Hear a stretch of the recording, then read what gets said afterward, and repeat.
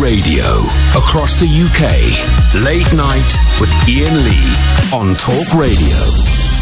Venus must have heard my plea. She has sent someone along for me.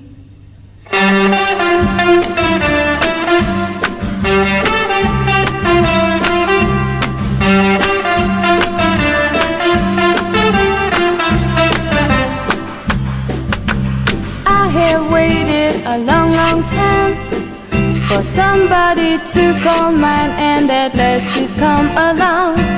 Baby, oh, nothing can go wrong. We meet every night at 8, and I don't get home till 8. I say to myself each day, baby, oh, long, long live love.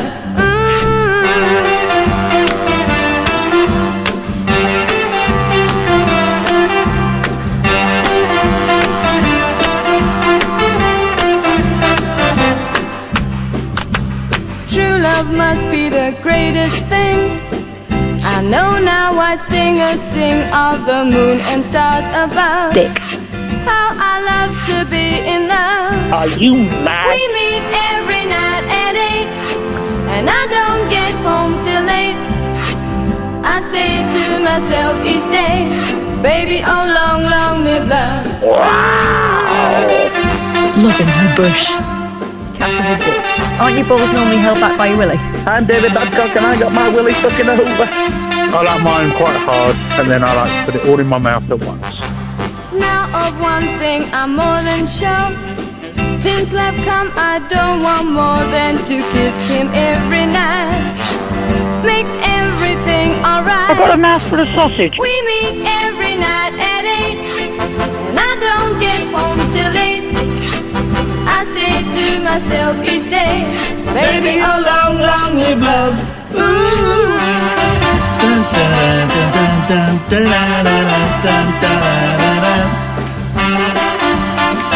Unfortunately, Sandy Shaw is cancelled. Morrissey loves her. He's a racist. We meet every night. I don't think you should be cancelled because someone... Guilty by association. I say to myself each day, baby, how long, long live love. Ooh. Long, long live love. 0344 499 1000, the late night alternative. I'm Iain Lee. Who you? Catherine Boyle. That's it. The team is back for 2 nights only. And just to stress, we don't know if we're here after June, so make the most of it while you got it, guys. Make the most of the show while you got it, guys. Imagine a show, 10 o'clock on the day of a budget that couldn't give a stuff about the budget and ain't going to talk about the budget. Imagine. It's this show. Imagine no more. It's this show. In fact, stop saying budget. I couldn't give a flying fig about the budget. Couldn't care less. Could not care less. Boring. Who cares? I don't care. I don't care about anything these days. I care about the TV licence. Proud to say, I paid my TV licence the other week. Proud to say I paid it. Because everyone's knocking the BBC now. It seems to be the narrative here at this radio station. I wonder why. I wonder why this radio station is so anti-BBC. Because if the BBC goes, then this place rules the news. This place and a few others rule the news. And that's cool, right? You know, I read The Sun. I look at the Times and the Stand. I don't pick it up. But you know, it's cool that there's different news outlets. It's cool. There's The Sun and there's I was going to say it's cool. There's the Mail. It's not actually. Let's put that aside. But there's Sky and stuff like that. But if the BBC goes, the news is run by billionaires. I'm not very comfortable with that. The day that the stories broke about accusations of bullying of Priti Patel, the front page of the BBC website, news website, bullying accusations of Priti Patel. Front page of the Daily Mail website, Catherine, Boris Johnson is expecting a baby. Oh, yeah. And that's where we're at. And people will go, the BBC isn't impartial. It kind of gets it wrong to the left a little bit, kind of gets it wrong to the right a little bit. But it's more impartial than Sky. It's more impartial than Talk. It's more impartial than LBC. It's more impartial than any of the newspapers. You've been told it's not impartial by people who are partial. I got a little bit lost in this sentence. You've been told the BBC's not impartial by people who've got a vested interest in you thinking the BBC's not impartial. So, I am proud to say I paid my TV licence last week. And God save the BBC. That's it. God save the BBC. And not just for the news. They do like loads of... Hey, here you go. I was driving in listening to BBC Radio 4. Mark Watson talks a bit about life. Oh, it's funny. He's at the top of his game. I've been a big fan of Mark's for about 10 years. Probably worked with him about 15 years ago. So, yeah, 10, 15 years. Big fan for about 10 years. And this series, we were listening to it in the car last week when we were waiting to go to the awards. It was funny. This week's was funnier. It's so good. It's so good. My TV licence goes towards that, which is great. It's a tiny little percentage. There's nothing on the BBC I like. That's a lie. You're lying. If you say there is nothing on the BBC that you like, you are a liar. So I tweeted this yesterday or the day before I've paid my TV licence. And someone said, yeah, I don't like the fact that they've got Nigel Farage on the BBC right now talking about coronavirus. I could list you loads of things I don't like about the BBC. Could list you loads. That's easy. I could also list you infinitely more things that I love about the BBC. And Catherine Boyle. Also, here's a controversial Uh-oh. view. You don't like Nigel Farage if that's your position, in part because you've seen him on the telly. Yep. If you hadn't, he would just be this kind of mythical folk figure, wouldn't he? Yeah. You get to form an opinion on people because you listen to people you don't like as well as people you like, surely. Yeah. But people, the bots are out in force. Phone in. It's a phone-in show. 0344 499 1000. 0344 499 1000. It's not that much more expensive than Netflix, right? Netflix is, I think there's cheapest package is tenner a month. Maybe it's £8 a month. It's tenner a month, I think. The choice on Netflix is pony. It's pony, right? So it's a little bit more expensive than Netflix, significantly cheaper. It's about half the price of the cheapest package of Sky. Dear God. Jasmine, why are you being a knob? Jasmine keeps saying she didn't get a call back last night. You didn't phone in. You didn't phone in and speak to anyone. Here's the thing, right? Mocking my team. I see every call that comes in. You did not call us and speak to anybody here. I don't think you called this. You might call Talk Sport. You did not call us. So stop with the old PA, the passive-aggressive messages. Pick up the phone and dial it. 0344 499 1000. I am proud. And I know that at this radio station, I'm a minority. I mean, I'm a white, middle-class, middle-aged guy, so I'm also, Venn diagram, I'm also a majority. But I'm in the minority in supporting the BBC. The BBC stitched me up like a kipper and sacked me and forced me to leave, forced me to quit, completely unfairly. I had a breakdown after getting the boot from the BBC. I had a nervous breakdown after getting the boot from the BBC. Still very happily and proudly paid my television licence. Because the BBC isn't just those six knobheads that made a decision that was wrong. It's not just that. It's the BBC is so much. I can't afford it. Yes, you can. Yes, you can. It's 150 quid. It's a lot of money, right? I get that. It's a lot of money. You don't have to pay it in a wanna. You don't have to pay it in a wanna, right? The BBC will go. I think that's going to happen. I think we've crossed that line anyway. The BBC's going to go. And you've all been spoilt by subscription services. You've been spoilt by that. Pay your licence fee. Because when it's gone, we are screwed, man. We are screwed.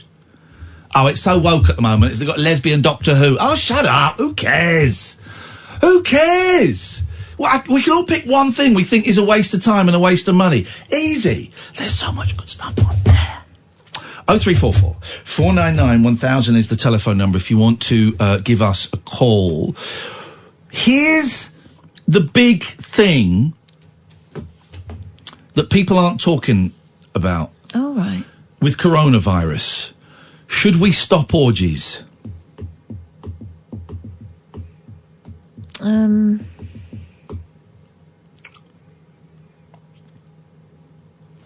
Gosh, there is a thing. I don't need an answer. I'm going to read an article. Oh, okay. But so sorry. I'm just thinking about, you know, yeah, if orgies. it was brought to my desk. I don't know why it would be brought to my desk. I don't think I should have the say-so on this. Well, if they do bring it to that desk, make sure you wipe it down with a disinfectant cloth.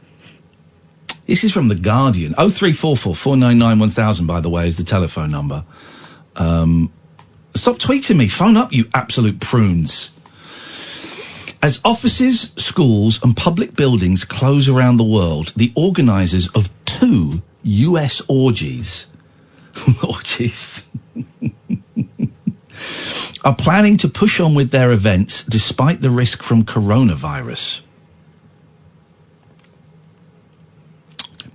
The New York Post reports that high-end sex party promoters, SNCTM.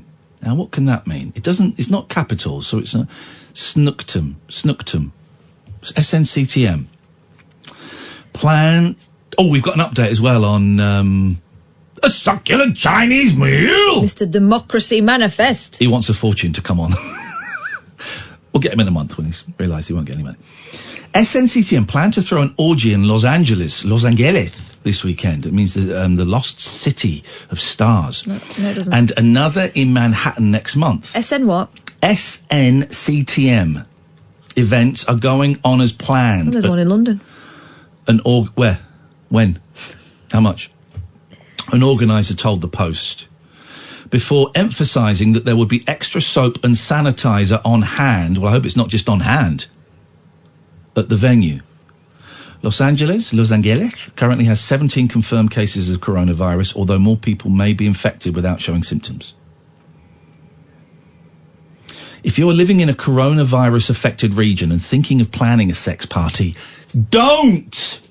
Says The Guardian. Short of putting all the orgy-goers in full hazmat suits, which you imagine would dampen the mood, it is impossible to prevent unknowingly spreading coronavirus. Coronavirus itself is not a sexually transmitted disease, says Dr. Mohammed Munir. Oh, it's short for sanctum. Okay. They ran out of vowels. Of Lancaster University's Department of Biomedical and Life Sciences and an expert in viral diseases. But, as during sex there is very close contact between two individuals, the chance of someone contracting the virus from another infected person is almost 100%, specifically due to the kissing involved. Although, at orgies, I don't think there's a lot of kissing.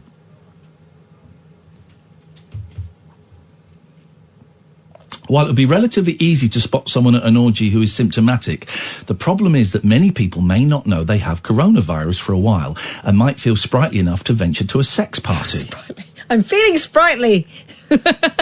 Even if you don't kiss the person you are having sex with, that's how I like to work, you may still contract coronavirus.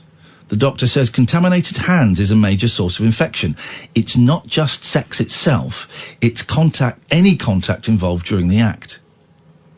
It's not just orgies you need to swerve, which realistically, actually, that's good advice, coronavirus or not.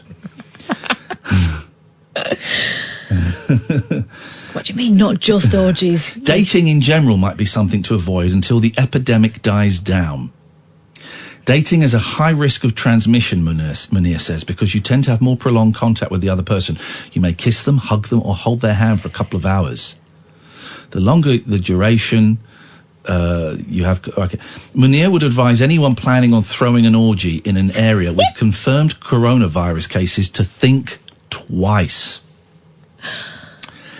If the government is closing down schools, he says... Oh, God, I don't like this link. The same principle should apply to sex parties. Because in the age of coronavirus, an orgy is probably a bad idea. Oh, well, who wrote that? Let's. Have we got a name here? Sirin Kale. Bravo, Sirin Kale. Also, well done for not using the term super spreader. That's why I like working with you.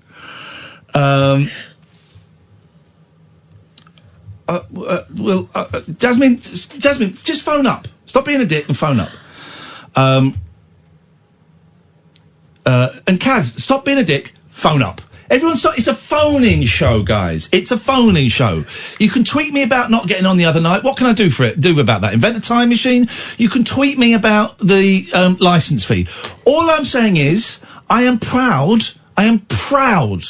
to have paid my television licence. Stop tweeting me reasons why you don't want to do it. Just phone up. All right, here's the thing. Can I just... right.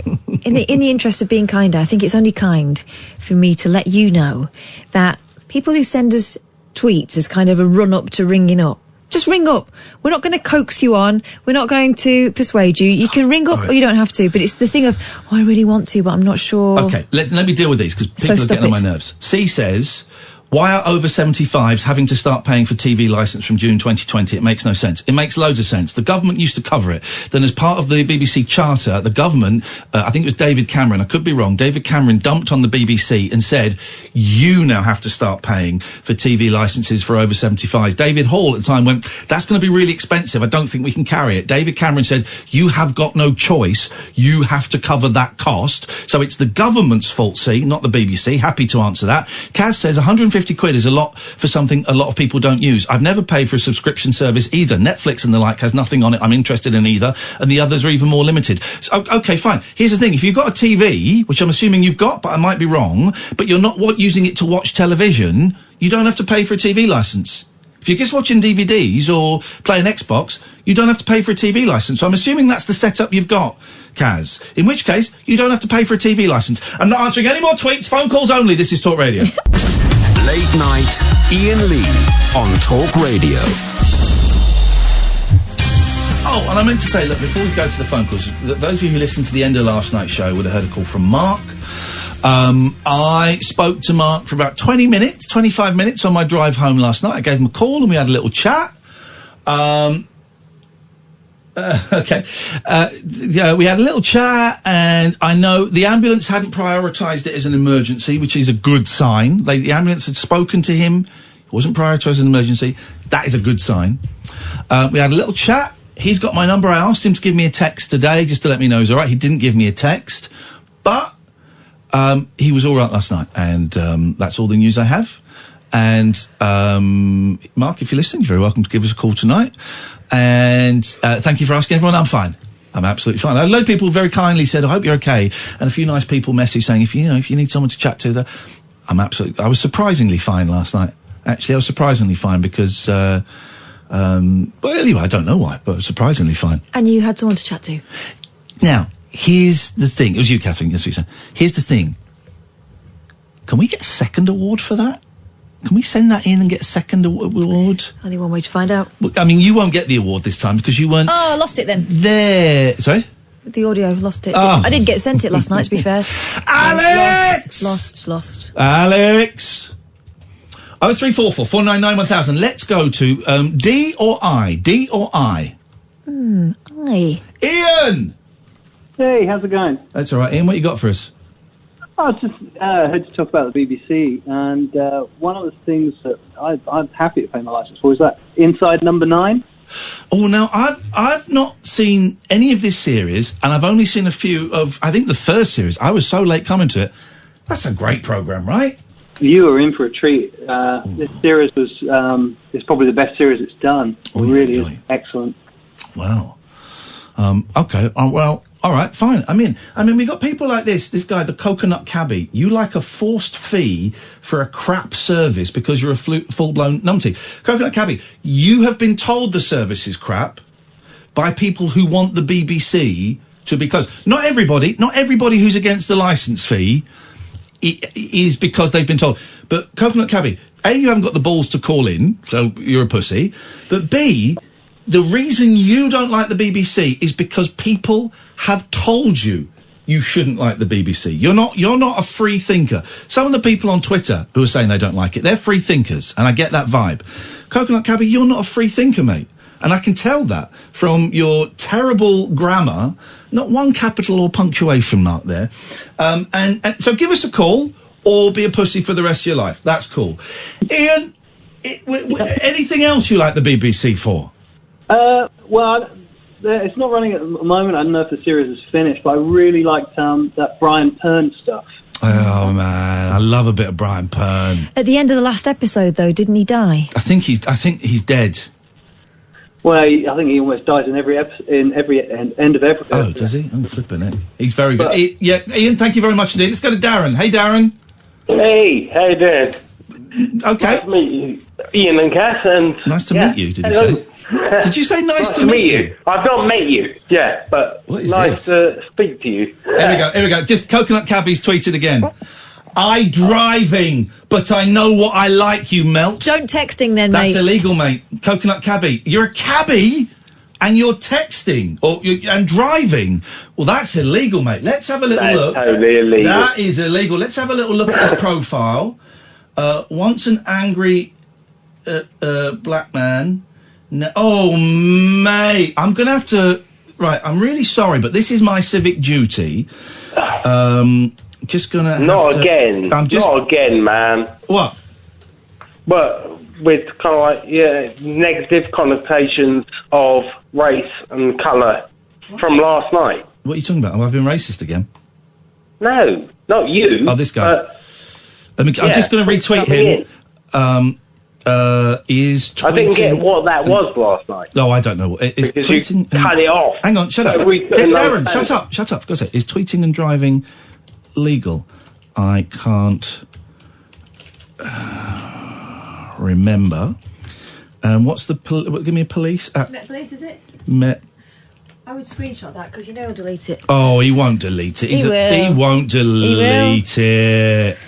He wouldn't delete it. I driving, but I know what I like, you melt. Yes, Darren. Hey, man. It's so nice to speak to you guys. Okay. What do you want to speak about?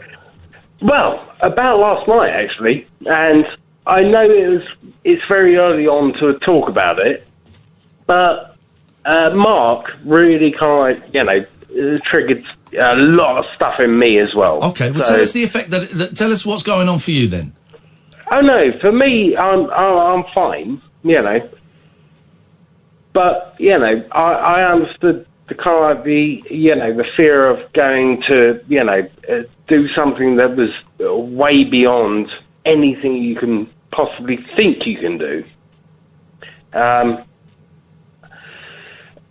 and basically being open and honest with, what I got from him was, he had lost contact with his ex-wife or wife, or partner. And... no, that wasn't what was going on. So what's going on for you? It wasn't what... Okay. Well, okay, that's what I got from it. And so, okay. Well, for me, it's, kind of like, so tell us what's going on for you. Lonely. I'm being lonely. Yeah. There we go. Because I've separated from my wife, very similar to you. I've got kids and stuff like that. But, loneliness is... It's not being lonely. It's... Huh? Yeah, it's... I don't know. It's hard to explain. It is hard to explain. It's really, really hard to explain. And that's what I got from Mark yesterday, was that he felt incredibly lonely. Right. Stop talking about Mark. Okay. Talk to me about you. Okay. I don't like that. No, I know, exactly. But I'm not comfortable with you talking about Mark. So, talk about you. Okay. All right. No, fair enough. Actually, yeah. That's a good point. Yeah. Don't put on somebody else. Are you pissed? No. Okay. Because you're rambling a bit. Yeah, I'm trying to work it out in my own head, of how I could... I don't know how to work out, what I want to say. So. Well, listen, go and... Because there's a nugget there. I can feel a nugget. So go and have a little think. And if you find a way of verbalising it tonight, give us another call back later on. And if you don't find it tonight, well, then maybe give me a call tomorrow. Thank you, Darren. And we'll get there. Unfortunately, that guy had deleted that tweet. Luckily, I screenshotted it. Thank you for the heads up. So I've retweeted it again and to the police. And the Coconut Cabbie's latest tweet, you're a grass and a melt. But he spelt you're right, so... That's progress, buddy. That's well progress. Done. This is Talk Radio. Late night, Iain Lee on Talk Radio. Right, no more playing with the thickos on Twitter. Sorry, Coconut Cabbie. You just ain't up to the skills of me. So what I'm going to do is I'm going to mute you from the studio for 24 hours. You can call in if you want. But if you're too much of a pussy to argue with a grass and a melt, then I mean there really is. You're not the melt who tweeted something that could get him sacked. Mate, you're a cabbie. You just tweeted that you're driving and tweeting at the same. That's 6 points. That's 6 points. Luckily, Met Police have got that tweet now. So fingers crossed. Fingers crossed. 0344 499 1000 is the telephone number if you want to give us a call. Let's go to Alan. Get your hand off my penis! It's just such a nice penis, Alan. What's the charge? Having a meal? A succulent Chinese meal? I think we've created a monster. What about martial arts? Oh, I see you know your judo very well. I've been watching that clip non-stop on YouTube ever since Monday night, and I love it. It's a good clip. Now, we have an update. What's the update on Democracy Manifest? We tried to get him on the show, and Kath tried, and our friend Richard tried, and this is the reply from Mr. Democracy Manifest's agent. Yeah. Thanks for getting back to me. I'll be talking with Jack, Mr. Democracy Manifest, in the morning our time here.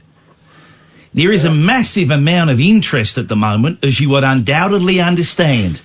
I am negotiating paid spots for him currently. The spot will need to be paid at this stage, in part to do media interviews, especially live. Jack will have a legal advisor with him, supervising to ensure a Chopper Read situation isn't created in which Jack faces fresh police attention.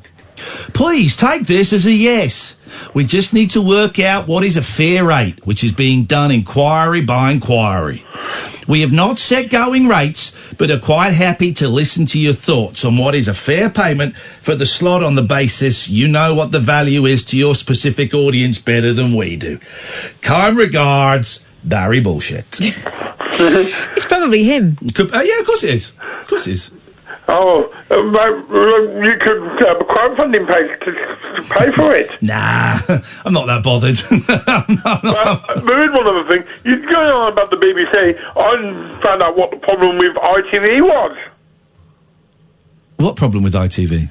Since they merged all the regions into one ITV, it's made the channel go too down market. What they should do is set the regions back up together. ITV's gone too down market? Gosh, that's a real surprise. It started with the Masked Singer. It started with the Masked Singer. Oh, it kind of started like forever. ITV's always been a bit down market. I ate a pig's fanny on ITV. It's funny you go for the uniqueness is all the different regions. But it's funny that you go for the Masked Singer rather than, I don't know, Love Island. Well, that was just the appetizer. But I think it was the tip of the iceberg. Literally no idea what that means. I thought that was good, clean family fun. I enjoyed the Masked Singer, but I like lowbrow. I love it. I like lowbrow. Switchboard is empty, and in many ways that's a blessing. 03444991 1000. So far we've done TV licences and orgies. Oh, I did something very 70s on the way. Speaking of orgies. Yeah, speaking of orgies. I did something very 70s on the way in. I was driving in and as I got very close to work, there's a little kind of turn off where the road splits into two, and you go straight on, or you go left to head towards the radio station, and it's quite narrow. It's only one kind of narrow lane, and a car had broken down at the traffic lights where you would turn left. And you could kind of get around it by, instead of going left, going straight and then sort of just turning back on yourself a little bit. And so I did that, and I drove and I thought, oh, I should probably go and push that car. No, I won't. That's a weird thing to do. I thought, of course, there's not a weird thing to do. Of course, it's the right and proper thing to do.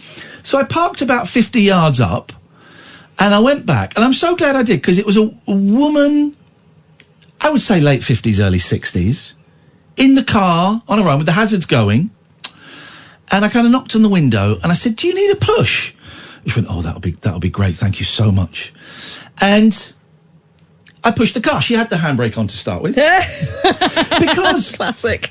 I bet she's not been pushed since 1984 in a car. Well, again, that's it. The innuendo keeps growing, but I haven't pushed a car.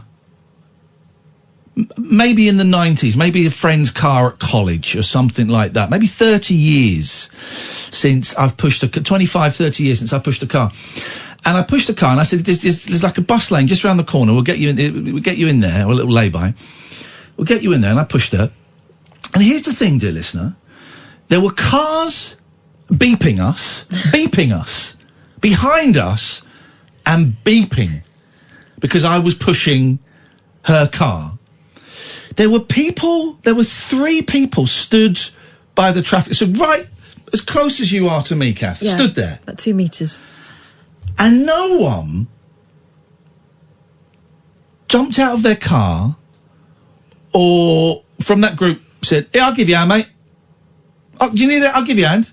Now, I'd forgotten, actually, that pushing cars is quite good fun because you feel really strong and it's quite easy. But a hand would have helped. Yeah. A hand would have really helped because it was a bit tough to get it going. People were beeping me, and I pushed her into the lay-by, and I said, I that's all I can do. I don't know anything about cars, so I can't really help you. She went, "No, you've been great, thank you." Then I got in my car, and then I thought, oh, let me just go back. And I said, "Are you okay? Are you phoning someone? Have you got the AA or someone you can phone, or do you need me to call someone?" She went, "No, I'm making a call, thank you so much."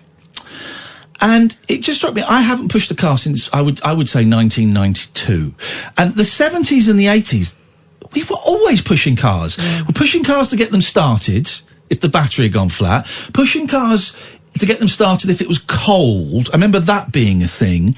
And also pushing, I remember so many times being with my dad while he was driving, and we'd see a car broken down. And this is when I'm like 8. So 80, 81, 82. And he would just stop in the middle of the road. He'd say, "Get out, son, we'll give this car a push."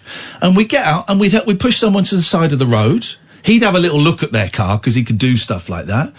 And then we'd go. That was happening all the time when I was growing up. I can't remember the last time I've seen someone pushing a car. Now people just sit behind them beeping. Beeping. And if I was in a car, if I was in traffic and I see someone pushing a car in front of me, I'd think, it's going to be quicker if I get out and give them a push as well. Go, do you need a hand? And if they say no, so your reaction isn't, "Come on, yeah, get out of the way." You can actually lean on the car as hard as you're leaning on your horn. You can make this happen faster. Idiots. And it's a nice thing to do. And it was, maybe this is, the patriarchy. It was a woman on her own. Maybe you didn't know that when you got out of the car. I didn't know that, and it was an older person. And I don't want to sound, patronising or anything. I mean, I don't know anything about cars. She could have been a fully trained. Her gears had gone, basically. The gears were knackered. But I really enjoyed it. It made me feel powerful. I saw her. She was still there as I drove. Was she? Yeah. I was very tempted to get out and push her back into the road. That was about 25 minutes later, wasn't it? Yeah, sitting there with the hazards on. Little silver thing. Little silver thing, yeah. I talked about the car, not her. That was okay, right. But it's this thing. And I did drive past. My initial thought was, should I go and push her? No, that's weird. No, that's weird. That's where my head is at the moment. No, that's weird. That's where I think a lot of... the fact that someone was beeping me. The fact that 3 people were stood 5 foot away, if that, while I was doing it. And not one said to the other, hey, take my bag, I'll give him this guy, give him a push. No one does that. Because sometimes it takes one person to intervene and then everyone else kind of snaps out of the trance. Be kinder. I'm really trying with this thing. I'm really trying. I did a thing yesterday on Twitter. People say virtue signalling, but those people are tossers. And I nicked it from someone. I nicked it from a comedian. A comedian we tried to get on the show and couldn't get on in the end. Where he does this thing, he'll say, I'm at an airport, I've got a flight in 15 minutes, does anyone need a pep talk? And I keep seeing him do that. I thought, that's good. He set a time limit. And he's like, so I did it yesterday. I said, I've got 10 minutes before I go to work. Does anyone want to chat? Out in the open, no DMs. And if anyone just needs to chat, I got 10 minutes. And I think people thought I was joking.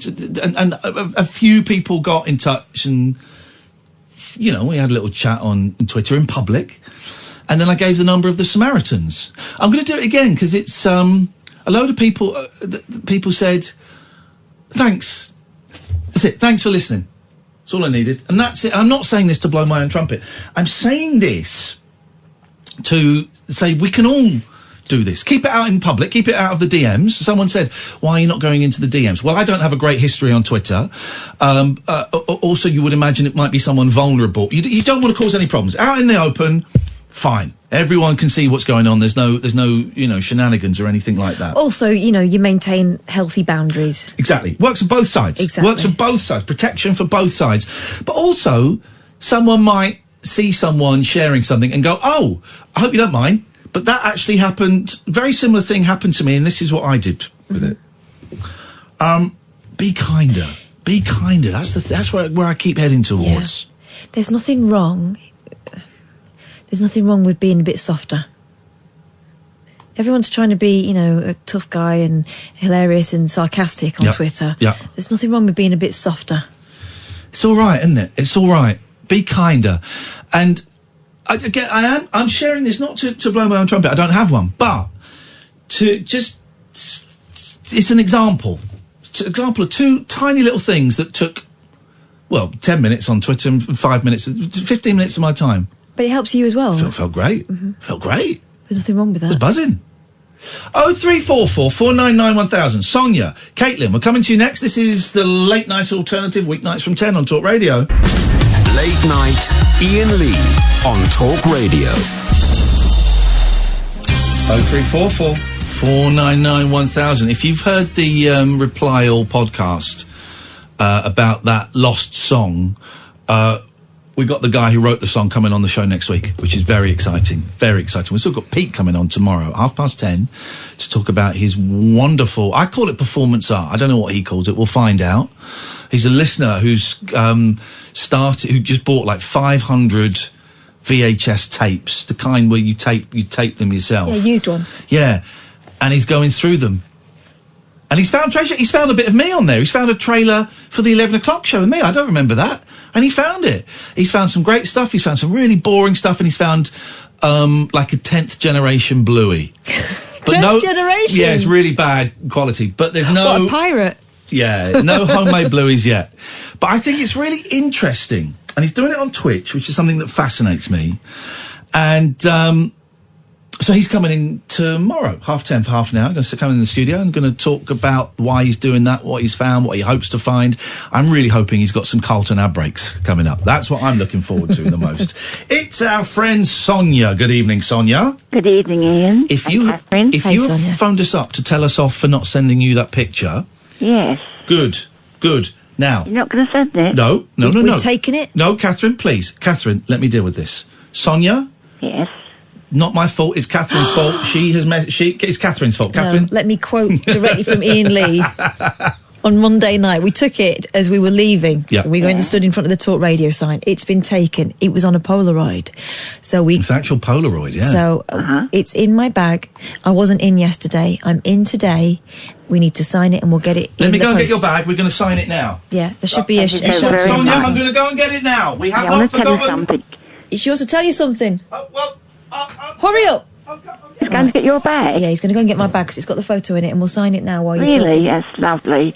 When the postman comes, I think, oh, this is it, but it's not. Oh, I'm really sorry. He's a Are you huge okay? disappointment. Because you wasn't in yesterday. Yeah, I needed to look after my kids last night because my husband's away and my parents couldn't take care of them as they have been doing all week, so... Oh, I'd have come down and look after them. Oh, bless you. Well, you wouldn't want little in at the moment. She's in a right mood. I don't know what's the matter with her. How old is she? 8. Oh, lovely. And What's wrong with her? Well, she just seems very short-tempered. I'm guessing tired. She might be sickening for something. But she's, you know, when they get a little bit... Well, she's just a firecracker and she keeps going off. Sorry, I was late. I had to say hello to the cleaners, but using the Chinese foot swipe. Right, here we go. Let's find that picture. Here it is. Because we don't have... It's not, like the old days, Sonia, when radio station... Have you got a pen? Yeah. Radio stations have, like, pictures and things. So we haven't got that. So we've taken a nice picture... That's lovely. ...on a Polaroid. This is unique. One of a kind. That's a black pen, mate. You can't write black on black. On the bottom you can. It's tiny. Oh, come on. Where's your silver pen? Oh, I've got a silver pen here. Yeah, well, let's do it in silver. All right. This is only the best for you, Very Sonia. bossy. Don't be a nuisance. You're not a nuisance. She is a bit of a nuisance. What? No.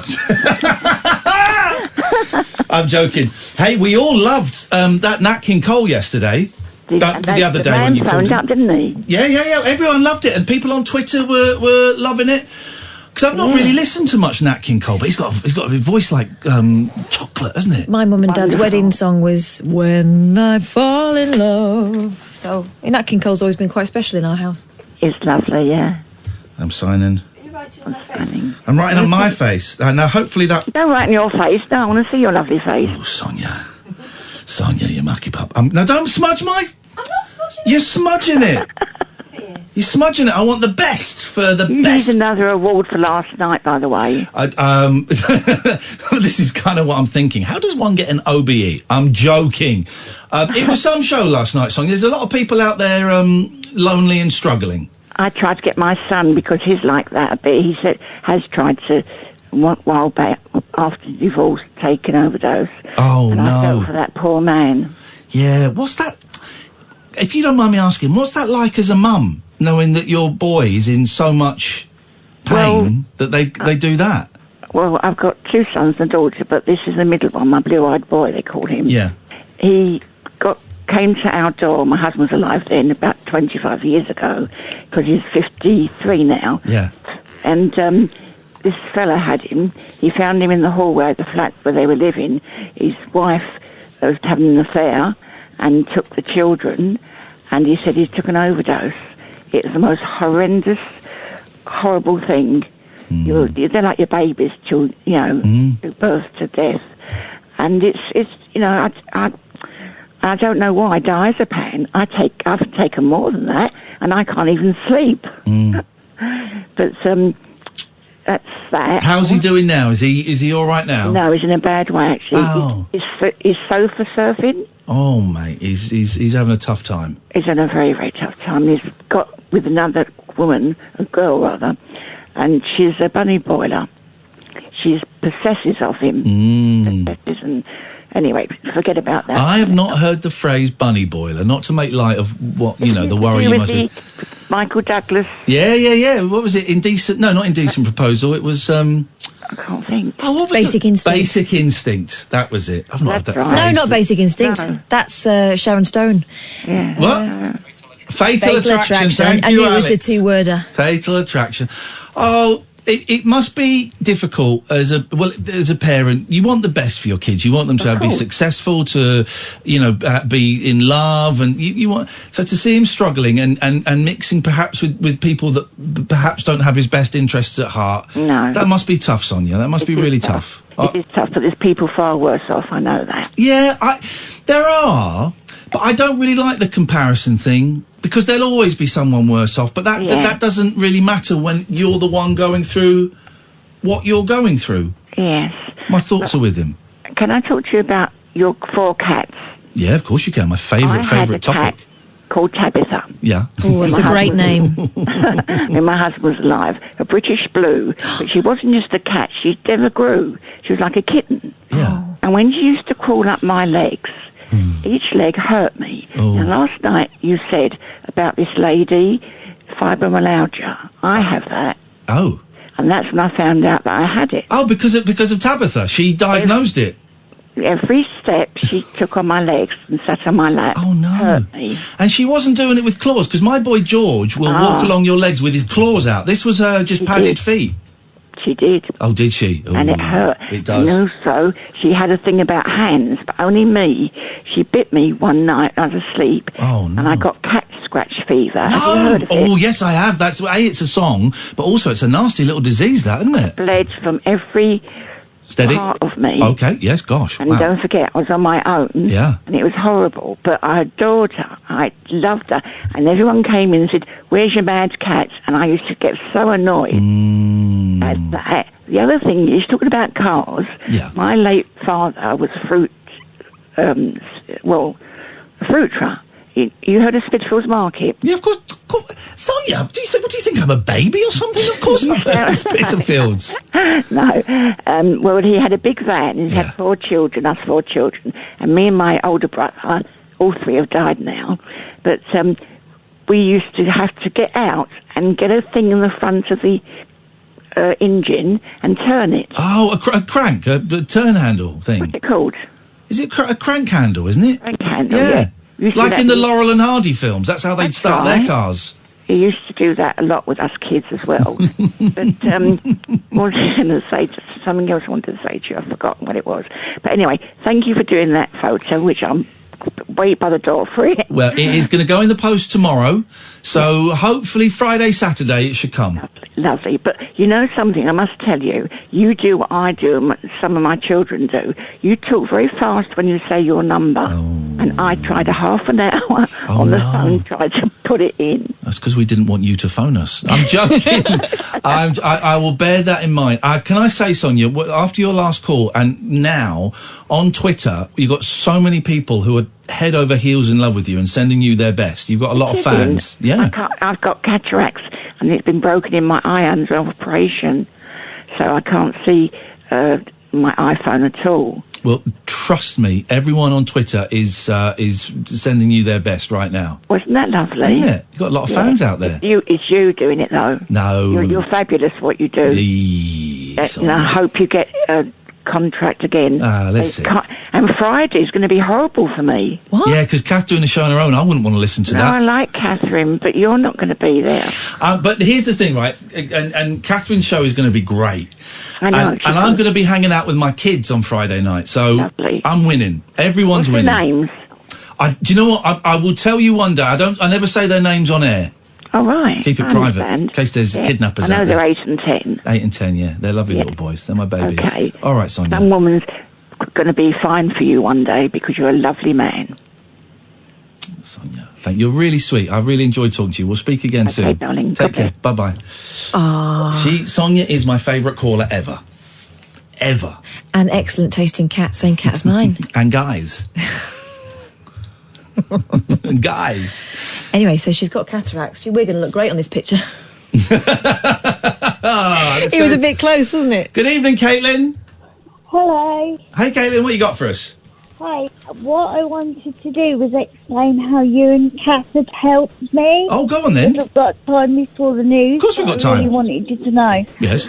The first time I ever phoned you was after the guy you had on from America, where his daughter was being exploited and abused, and he just got her back. Okay, yeah. I think it was someone called Angelo. I can't really remember his name. Okay. But he'd been on, and then I phoned you explaining what had happened to me. Yes, I remember, yes. Yeah, you remember. I'm there, I gotcha. Well, that was the first time, other than the police and the evidence, that I'd ever told anyone what had happened. Wow, thank you. But it was so important that I said it, because I thought it might save somebody else or give them the strength to leave. Yeah, it is important to share these stories whenever you can. Yeah, so that was the first time I'd said it, and the day after I called you, my mental health worker was here. Yeah. And I told her what I'd done and how much it had helped, because you and Kath were so kind. You know, and you talk about your mental health all the time. You don't like make a secret or hide it. If you're having a bad day, you'll tell us. So it kind of feels a bit like a family, and I just wanted to say that you and Kath have really, really helped me, and you probably never even realised it. Can I ask you a question, Caitlin? Yeah, sure. Who is the best out of me and Kath? Oh, come on, that's a bit unfair. Who is the best? You see, I would never put you in that position, Caitlin, but... Yes, but you're nice in different ways, because I heard the show that Catherine did on her own on a Friday, and she did brilliant. But, Caitlin, if we were to stand either side of the street and call you... Oh, come on. She's just as bad as me, Caitlin. She's just as bad as me. I'd go forwards or backwards wherever my cat was. There you go. Caitlin, listen, thank you so much. That's very kind of you to share that. And you're right. I think it's important that we talk about this stuff. We talk about the fun stuff. We talk about the lousy stuff. And people will identify with it and it might just help. Caitlin, thank you. 0344 499 1000. This is Talk Radio. Talk Radio. Across the UK. Late night with Iain Lee on Talk Radio.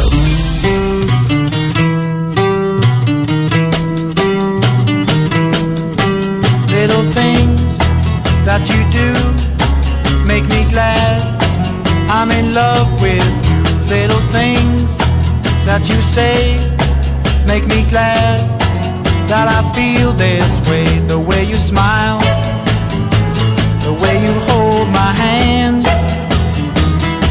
and when I'm down, you always understand. You know I love those little things in my ear that you say when there's no one here. Little things that you do let me know that your love is true. When we walk, you like to hold my hand, and when we talk, you tell me I'm your man. You know I love those little things that I hear, the little things you whisper in my ear. I know there ain't nobody else like you. No one can do the little things you do.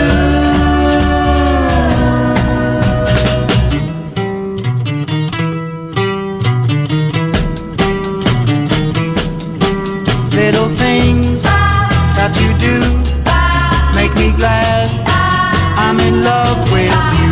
Little things that you say make me glad that I feel this way. When we walk, you like to hold my hand,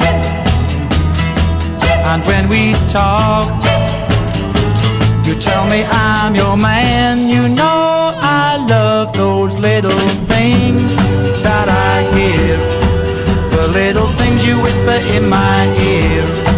I know there ain't nobody else like you. No one can do the little things you do.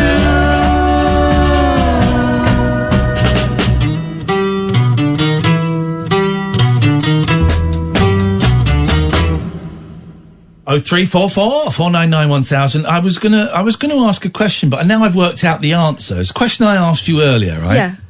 What about going orgies? swimming? No, not about orgies. You said no, and it's a shame because I've got a spare ticket. Swimming. Yeah. Is it sensible to go swimming with the coronavirus? Of course it's not. It's a really, really bad idea. Because what if someone... You think it'd be germ soup? It'd be germ soup, because I'm peeing in the swimming pool all the time. Oh, God. Me and the boys have this thing. If one of us is stood like this, with our hand holding our chin, it means we're having a wee in the pool. So this is the look we do. So that's the signal for everyone else to stay clear. So, and there'll be people spitting in the pool. Yeah, and you know that thing where sometimes you surface and you realise that your nose has run. Yeah. But then also, the changing rooms. They're not going to swab down the changing rooms after every person has been in. So, of course, it's a terrible, terrible idea to go swimming this weekend. I haven't been to the gym for a month, and it turns out preventative Don't go. I would cancel that gym membership for the next 6 months because it's not going to be good to go for the next 6 months. It isn't. Yeah, but maybe the meat boys won't be hogging the machines. No, but people will go and... It's always arm day with those boys. They're sweat. People don't wipe down machines anyway. Well, I take a little towel. You do, but no one else does. And so there's always sweat there. I'd cancel the subscription till September. They should allow me to freeze it. They should. Hey, that's not a bad point, actually. That's not a bad point.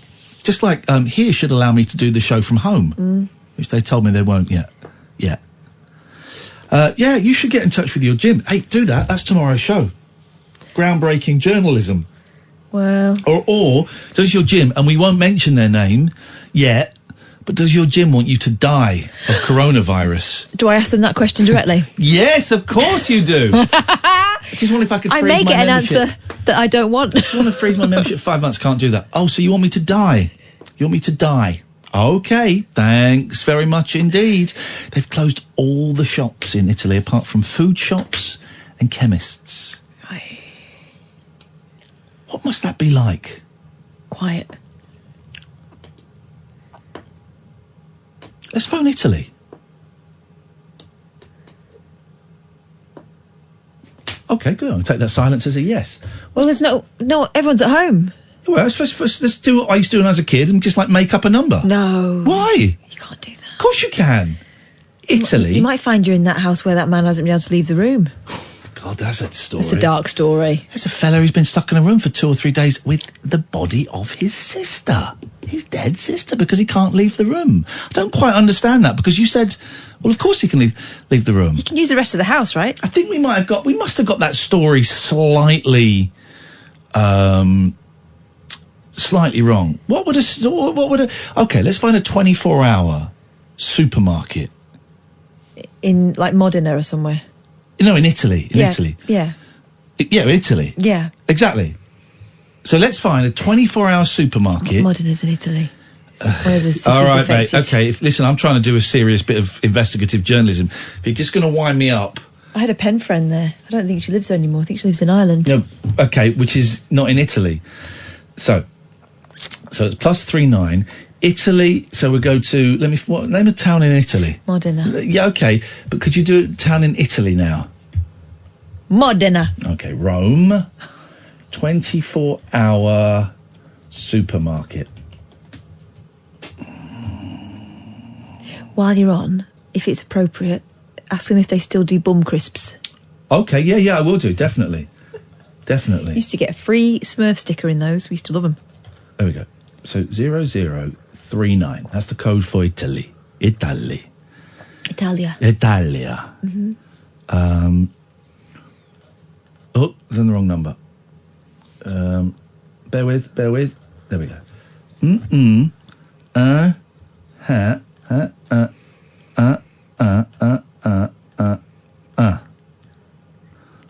Okay.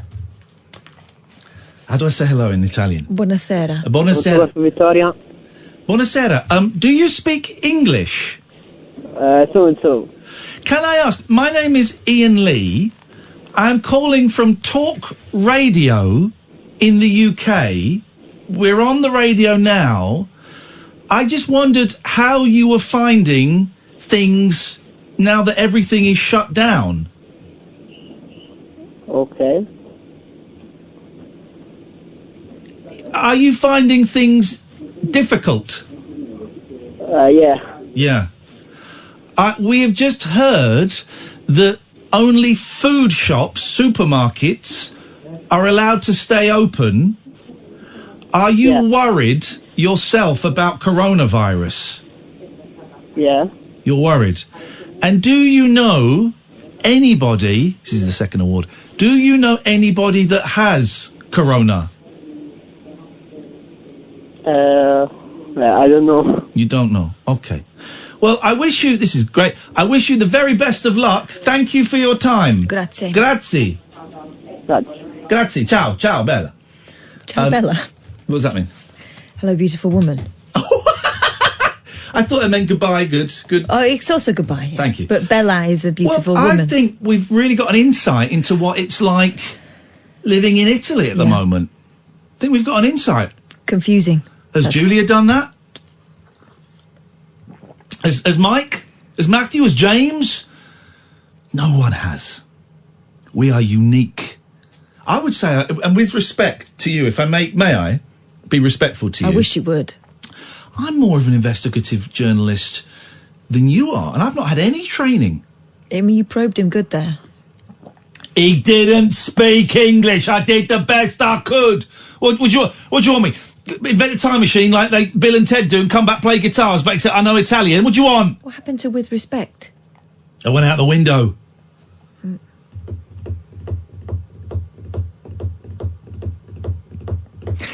My thought is that supermarket only gets 3.6 stars on Google. I've got one that's got 4 stars. Let's give them a go. Oh. Do you speak Italian? No, I speak Spanish. Okay, but it's similar. But when I'm drunk, I can speak Italian. Okay. What we got? What we got lying around? What we got lying I can around? understand it. I speak a little bit to get Do by. you know how to say? All right, we're going to do I know how this to say properly. the bill, please. Okay, well that. I mean, well, they're not going to be showing UK gold, are they? And Right. Google Translate. Have we got any Italian? Dove il Duomo? Where is the cathedral? Oh, jeez. Have we got any Italian? Dove il telefono? Please, now, please. Where is the telephone? Is not helping. C'è un They'll have telefono answered qui vicino. Qui vicino is not even a word. It is qui vicino. Is in Le this parla area. inglese. Okay. Do we have any Italians listening? I don't care if you know how to say small dog. By the way, I'm being told the coronavirus cannot be transmitted in swimming pools. But what about... But what if they're wiping snot along the sides when you're pulling yourself up? Exactly. Okay. Right. Okay. I'm actually... Am I the only person here that is concerned about our Italian friends? I'm so concerned. I think we should just leave them alone. Oh, you've got no instinct for good story. There we go. There we go. This is gonna Le be a parla good story. inglese. Scusi. Le parla inglese, per favore. I'm not going to swear at them. No. Scusi. Carrefour, buonasera. Scusi, le parla inglese, per favor? Poco, caro. A little. I am calling from Talk Radio in the UK. We are on the radio. I wondered how you, sir, were feeling about coronavirus. Okay. He's not happy about it. Okay. Yeah, well, I got that. I got the rage there. Got the rage. Well, that's it. That was a little insight into what's going on. Won't be getting that anywhere elsewhere. I think you can see why. 0344 499 1000. This is Talk Radio. Late night, Iain Lee on Talk Radio. Right, so the coronavirus cannot be transmitted in chlorine. So the pool, safe. Surfaces. You go to, that's it, it's the dressing rooms, isn't it? The cubicles. And out the ladder. Sorry? And you're pulling yourself up out of the ladder, unless you're, one of those fit types. I'll go to the shallow end and haul pull. themselves up. I do actually use ladders, I'm not going to pretend. All right. I don't know. Yeah, okay. Well, I'm not going to go swimming anyway, so... Really what we're doing is looking for excuses. To not take the kids swimming. Thank you, Roger. Roger says, cracking investigative journalism from Iain Lee tonight. And then he's atted you in it just to rub your nose in my big steaming pile of justice. Oh, my God. Isn't that? Justice stinks. Isn't it, though? It does, doesn't it, when you're on the wrong side of a justice heap? Yeah.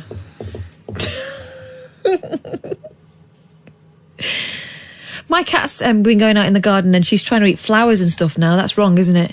No, they eat that stuff. They eat that. It's good for digestion. She's going to get the Tom Tits again, isn't she? I had sausages that went out of date on the 6th today, and today's the 11th, and I had them.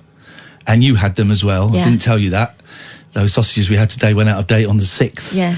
They weren't fizzy, though, were they? Were they furry? I mean, the fur washes off. You just wipe it, just dab it with a J cloth, and the fur comes off. With a flash wipe. Yeah, and the fur comes off. I thought they tasted lemony. I know, it was like seasoning, wasn't it? It was good, actually. I'm going to do that again. It's nice. I was a little bit sick when I got home. Wait, I've got a runny bottom. Have you? Yeah. Feel awful. But as we said at the time, as we chowed down... They were delicious it was sausages. totally worth it. They were delicious sausages. Have a look. This is the kind of thing that gets the kids hot on the phone. Go to your fridges, go to your cupboards. I've done this before. Go to your fridges, go to your cupboards, and find. Let's play out of date bingo. Right? Are you really a bit loose? Yeah. Were you really a bit sick? Okay. What pair of idiots? We're in charge of children. So the furthest we can go back so far is the 6th of March. So that's 5 days. Yeah. Can we go back any further? Go to your cupboards. Go to... Can I just show? This is Twitter, right? There'll be some jam in someone's fridge that's been in there for This is years. Twitter. Mr. Echo, these calls to Italy are superb. More, please. David Gale, please, no more phoning Italy right now. Embarrassing. So... Oh, David, why are you embarrassed, David? Let's play out-of-date food bingo. Have you got anything that is older than 5 days out of date? 0344 499 1000, please. Alistair! Hi. Peace and love, peace and love. Balsamic vinegar, I think, that dates back to 2010. Flipping it. But that would mature. That's like wine, isn't it? That would mature. It's wine. I mean, you could probably slice it by now, can't you? It's sour wine anyway. So we're going to go 2010. All right, suddenly we've gone back a decade. Balsamic vinegar. Use it, so you probably don't want to count it. I need to throw it down, I thought. You do, really. You know you don't. You need to taste it. You need to taste it. Anyway, congratulations, Iain, last night. I thought you were absolutely excellent with Mark. Thank you very much. And it's good, well, it's good to hear that, we think he's okay and everything and getting on. But I just want to talk about the BBC thing really quickly. That I've just seen, by the way, Mr. Gale, I've just seen your Twitter feed. I won't be taking advice from you, sir. You carry on tweeting about migrant hordes, sir, and you leave our fun little radio show alone. Gosh, embarrassing. Good. Yeah, that's it. No, please, no more tweets about migrant hordes. Embarrassing, David Gale. Go on, Alistair. We're told what to do by someone who tweets that crap. Jeez. So I've got, as you probably know, that I've got Amazon Prime and Netflix, and I even bought a movie on YouTube today. But the thing is, they're all fine and dandy, but at the end of the day, in terms of the variation of programming and all the radio stations, the BBC is the best, and I would get rid of all the other subscription services for the BBC. The fact that I've got the subscription services means I can phone in those golden nugget recommendations. Everyone is being told to dislike the BBC. Now, there are some free thinkers out there still who dislike the BBC because they've come to their own conclusion. But most of the people who are saying they don't like the BBC are saying it because they have been repeatedly told that they don't like the BBC. By the way, BBC does loads wrong. There's loads. I'll get rid of EastEnders. I don't think BBC should be doing populist soaps like that. Get rid of it. Save an absolute fortune. Loads I'd do differently, but it's better than ITV. It's better than Channel 4. It's better than everything. I think they do the best documentaries that, on the 5 main channels. I'm going to be sick. So, and Catherine, can I just ask you one quick question? She's married. Go on. Does Iain talk to you in the same way when you're not on the radio? Catherine, you don't have to answer that if you don't want. No, he's not quite so brave when there's no microphone there. Shut your face. Goodbye, Alistair. Goodbye, Alistair. Goodbye, Catherine. Yeah. Oh, Sarah. Oh, no. Milk is... No. Made my other half a cuppa today and noticed the date on the milk was the 1st of March. It didn't curdle, but I didn't put it in mine once I noticed. No, milk is something you've got to be very, very precise with. One of the signs I knew my mum's eyesight was going was she made me a cup of tea. Oh, just God. thinking about it. Go on. And as I finished it, something hit my lips. And it was like this iceberg of, like, cheese that had been in the bottom of the... Oh, my God.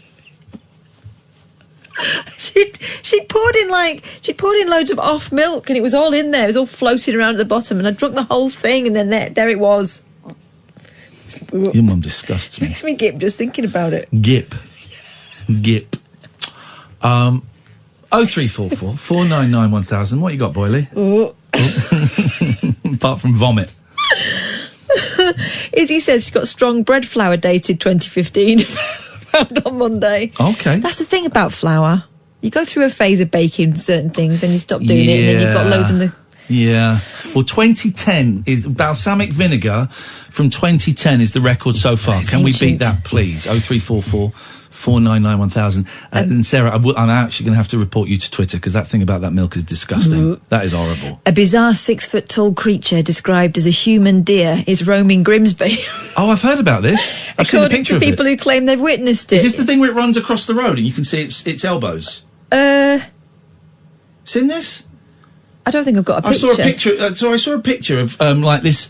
It was supposed to be a deer running across the road, but it had elbows. Oh my God! And it was running. It was obviously a human running on its arms and legs.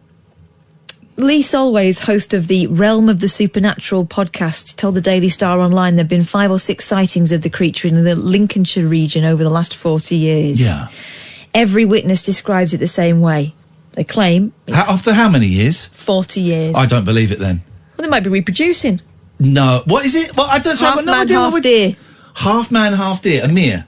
Or a Dan. Dan. A Mambi. It's like some of the people tweeting in tonight.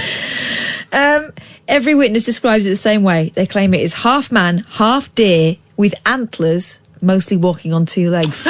Sounds like the Green Man. Has there ever been a fashion? We've had hats, we've had the shark's fin, we've had some crazy haircuts. Has there ever been a fashion for strapping antlers to your head? Yeah, little girls do it all the time. Well, kitty ears, antlers. Grown-ups? Like wooden ones, like real no. deer. So you get them off a deer, real wooden antlers Tricky from to a drive, deer. isn't it? Tricky to drive when you're wearing those. Or going through any doors. You know this as a tall man. Imagine you wearing a pair of those. I would look great with some proper real wooden antlers on. From the saw. I'm not, please don't go off and saw off a deer's... We need to take this to the dragons. Yeah, I'd be up for that. Or tusks coming out of my arse. Oh my God. I've seen tails. I've seen people wearing tails. Oh yeah, but that goes up the... No, not that kind. The fox, like on a belt. Who was that German woman that ran like a horse? Yes. Do you remember that? Yeah. Google, I'm not... That's Google incredible, wasn't it? German woman she running like a horse. She could go quite fast and do jumps. It was remarkable. She would just gallop along the street. It's not right, though, is it? It's against nature. It was very, very weird. German woman running along like a horse. Oh, hang on a minute. Oh, God. Cara, are you... first message saying I can't get through on the phone. It's saying it's busy. Are you dialing the right number? Let me just dial... Oh, God. Anyway. No, hang on. No, we've got to test the phones now. What? Oh, I'm sorry. I just want the show to work. I'm sorry, Catherine. Katarina Boyle. Well, I'm blocking my number. I don't need to. 0344 499 1000. Here we go. In Talk Radio, calls are charged at your provider's national rate. If this goes through, Cara, you're in huge trouble. Thank you for holding. Cara, you're in trouble. Full of it. Absolutely full of it. You're dialing the wrong number. Thank you. Anyway, so this thing They claim it's half man, half Sorry, deer. I've got no idea what we're talking about. In Grimsby, they've got a half man, half deer thing going up around. As you say. It reported. We'll find out about it after this. Late night, Iain Lee on Talk Radio. Hi, Ian and Kat, says Sophie. I used to go out with someone in the 80s and his family were very bohemian swingers. And his mum would cook really bad vegan food for me.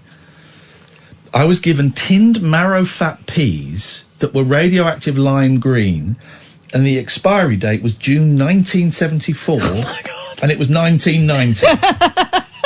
Put me on the bog for 3 days. Flippin' heck. She didn't like you. Flippin' heck, man. That's terrible. Anyway, they claim it's half man, half deer. Okay. With antlers. A mambi, I would call this. I would call this mambi. Like man Bambi. Mambi. There we go. Cara's got 2! She was dialing the wrong number! You absolute melt. It reportedly... Mambi. Tell us the Mambi story. I already said that. It reported... Do you remember the song? Frankie? Yeah. I would Sister sing. Sledge. I bought that, and I was too embarrassed to tell my family I bought it. Oh, I had that. I had the tape. I would now sing it as Mambi. Why? Because that's what people do, isn't it? That's what people... Please tell this story. It reportedly has brown fur, a mane, is the same height as a tall human man, and most disturbingly of all, has glowing red eyes. Solway says it sounds like a puka. A figure in Celtic folklore that can change its shape. Well, everything could sound like one of them then if it's a shape changer.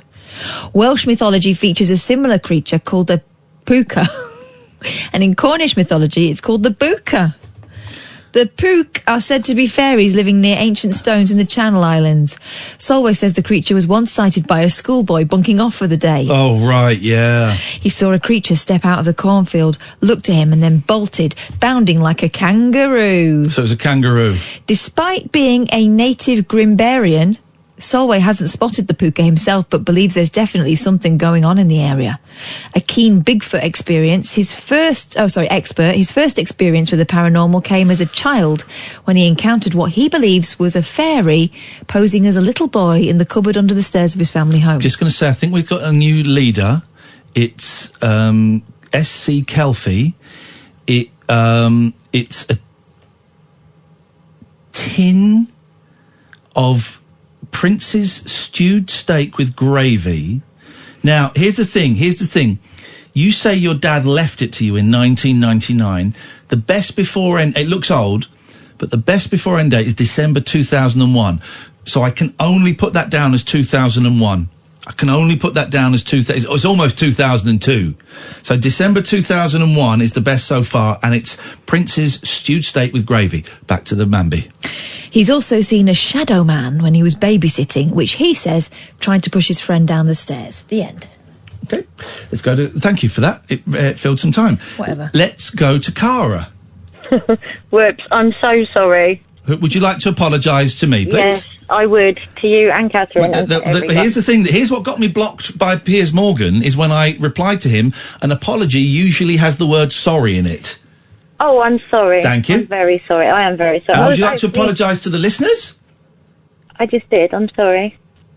And to Alex? Sorry, Alex. What were you doing? Were you dialing the wrong number?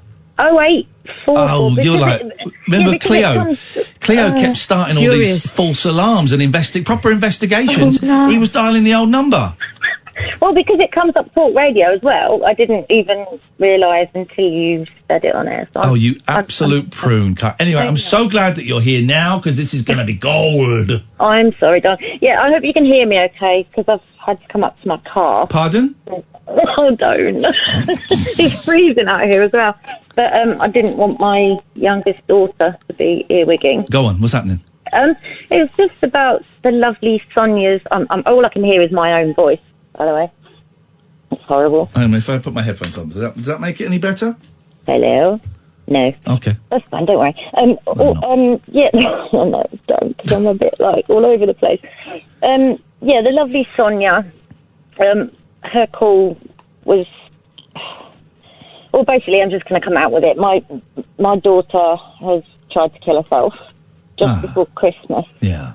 The older daughter.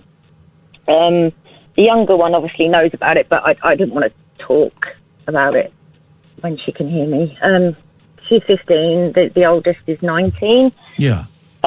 She started self-harming when she started junior school, so like 11, 12.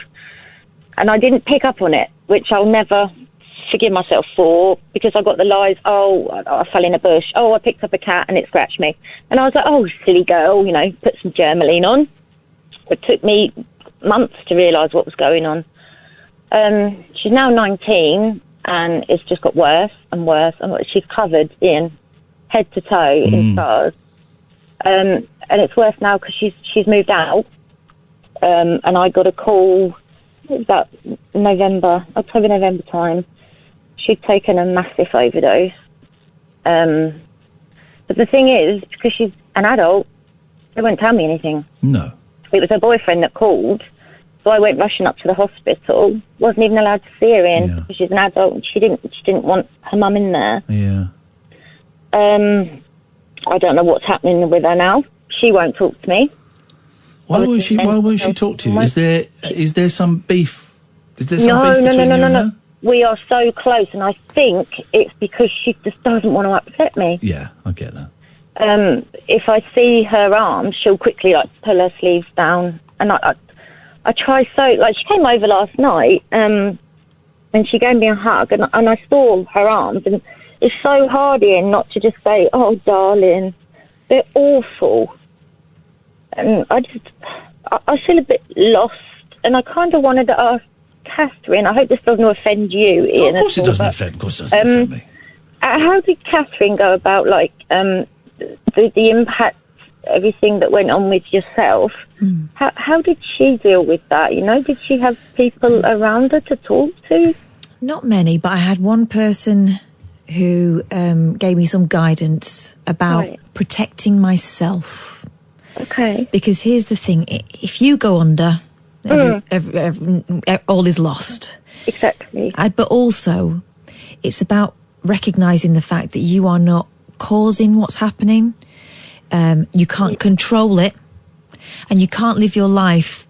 The trouble I have is the balancing act is being concerned, but not being so concerned that you're living in a state of panic, because that's no good for you, right? And you can't sustain that. That's no good. But this advice I was given, which I've said to you before, you don't mind me saying this to you? No. Was do everything you can. This is just for those who don't know. This is when I relapsed on hard drugs, and Kath's my best mate and was trying to help me. This is what we are referring to. Yeah, sorry. That's right. No, go on. And do everything you can so that you will know you've done all you can if you survive that person. Yeah. Which is a really horrible thing to hear, but makes sense because, you've got another daughter, you've got life, and also I understand a little bit of what you're going through in that you spend, from the moment you wake up, maybe you get 2 minutes when you're not worried, but from the moment you wake up to the moment when you go to bed, you're worried. It's that sick feeling in your stomach. All I can think of, Catherine, is that, when they're little and they get a little scrape on their knee and you're like, let's put some cream on it, cuddle, kiss, and you can't. You want to fix it. You can't fix it. And it did take me a long time to stop blaming myself. Is it something I did? I brought them both up on my own. Is it something I didn't do? Something I did do? But then I accepted that, I'm a bloody good mother. Yeah. I've tried so hard despite all my own struggles. And it sounds like you're doing the right thing in that you want her to know that you're there and you're waiting for her to come back, but you can't force her. No. But it's just so hard because she shuts me out, and you'd never know. I mean, I'm sort of one of these people, I get through with humour. Yeah. And everyone's always, you're so happy, how are you so bubbly with everything? I'm not. Yeah. And I'm struggling, and I just don't know who to turn to. The mental health team are like, well, we can't talk to you about anything to do with your daughter. I completely understand that. But how can I help when I don't know what's going on? I think the first thing you need to do is make sure that you're shored up, that you've got someone to talk to. I don't. Is it? Let me think. What can I suggest? There must be... Sorry, I know this is a bit crappy and a bit... No, it's not at all, because it's... Like, when Sonia mentioned it, bless her heart, and Ian said, how does that feel as a mother? Yeah. And I thought, it's literally the worst feeling in the world. It's helplessness. You can't do anything. I get it. What about... So she's not a child, is she? But... She's 19. She's my baby cat. I'm wondering if it's maybe there's a number here for the Young Minds Parents Helpline. Right. Because it's more for the, there's helplines there for people who are going through it directly, but, you want to know how you can support her, but also not go under yourself. Yeah, see, I can't crumble. I could never cry. I mean, even when she took the overdose, I couldn't, what can I do? I can't cry, I can't get upset, because then she'd feel guilty. Here's something. National Self-Harm Network. Online support forum. I did do a course, Kath. I think it was Flash. I did a 6-week course. That's when she was still living at home. Right. And it was on a Saturday. And all I could think is, she's at home on her own. Yeah. And it was... I mean, I know now she's got a very supportive partner, and he really looks out for her. Yeah. But... the only contact I have with her really is just checking her status on Facebook, and they're awful. I've had to unfollow my own daughter because I can't. Because it's too upsetting. Have a look at. Have you got a pen? I haven't, because I'm sitting in the car. All right. Well, if you Google, there's this thing called the National Self-Harm Network, and there is an online forum, and it's not just for people who are doing it; it's for families as well. Oh, really? That's if you can talk to someone who gets it. Yeah. That might be helpful. Thank you. Maybe someone's listening who knows better than we do on this one, because... I'm sure there's so many people going through it, but it's so hard to talk, because it's not about me, and I feel guilty saying, look, can someone help me? But it is allowed to be a bit about you, because you need support as well.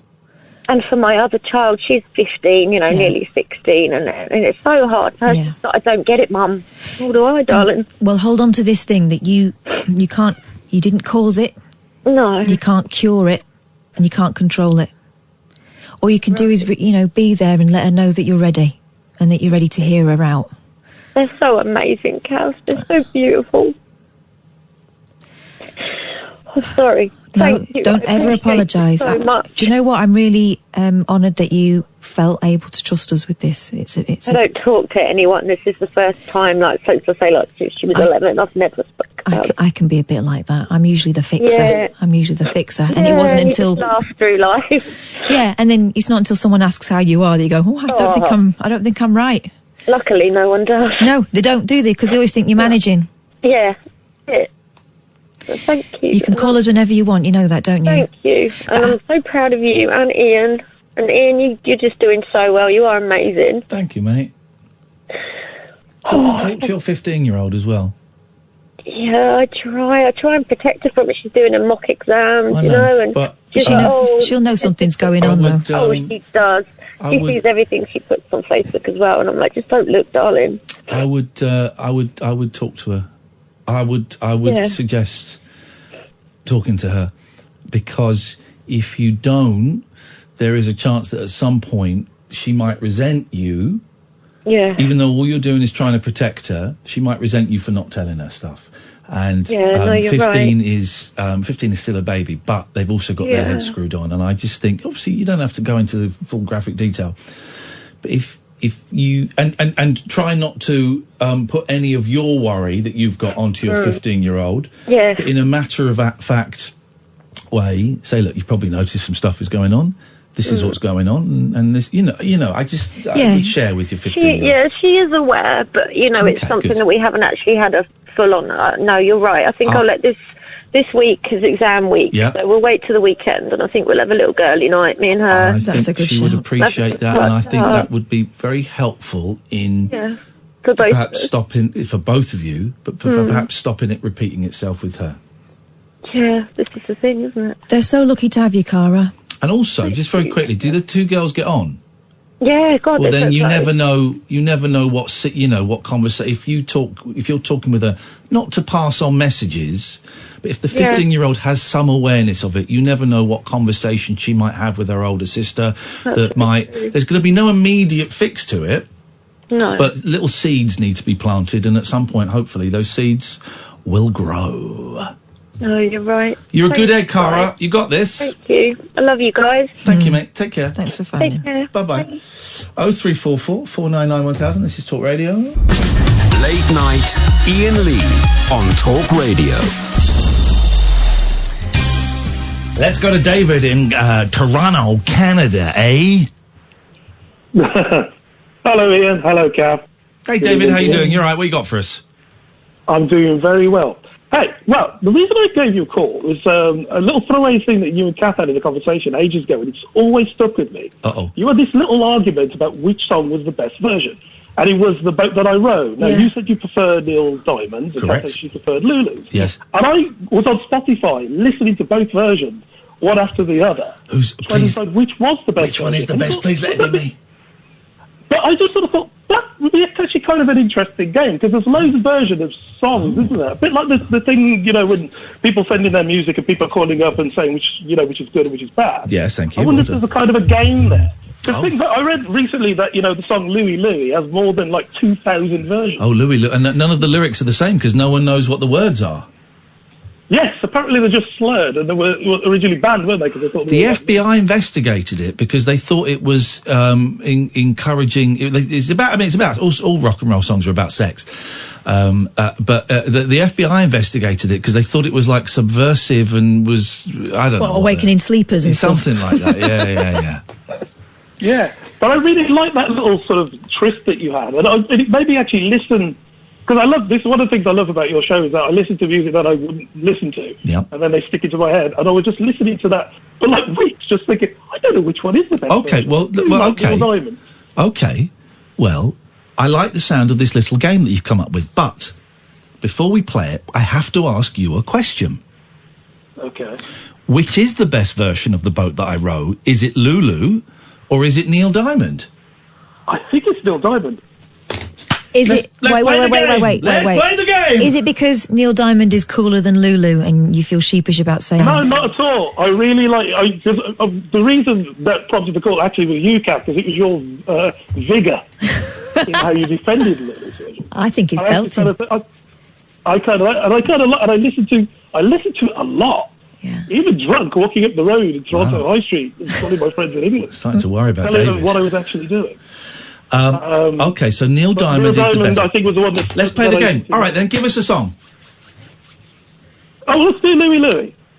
Okay, so I guess we have to go Kingsman's version. Yeah. Because that was kind of the first. Okay, so This is like the radio equivalent of is the dress blue and gold or black and navy or whatever. So this is the famous one. I don't think it was the first, but this was the big one. The singer doesn't know the words. I think recorded in one take as well. I think. Baby.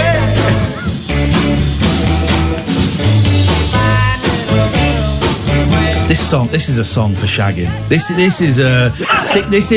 is not so much now, but this is a 60s horny teenagers in the back of the car experimenting sexually song. I was thinking this is every school band's first try. Yeah. Oh yeah. Absolutely. All right, so we've got that. Now we need to find a cover version. I know the Beach Boys did a version of it that's awful. Mm-hmm. So let's. There's loads, isn't there? Oh my God! Oh my God! All right, here we go. And now the news. Oh,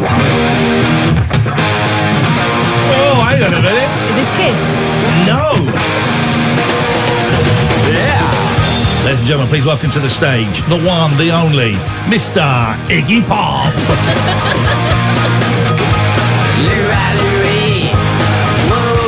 That's awful. Then we have this. Here we go. Then we have this. Yeah. Oh, this is good. Oh, this is American Marching Band. Otis Redding. This is the one. All right, well, this might be good. Hang on.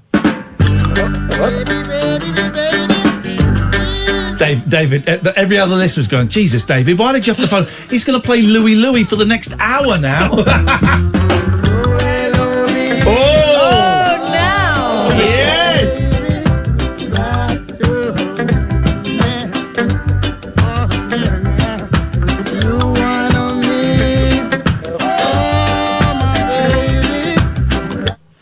Hang on.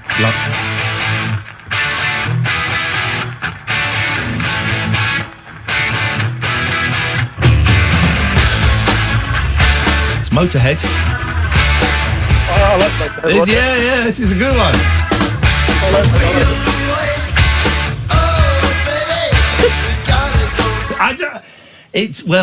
I would go for the Toots and the Maytals. I like Otis. Where would you go, David? I like Motorhead. Oh, blimey. Hang on, I'm obsessed now. Oh. This is like the Beach Boys version.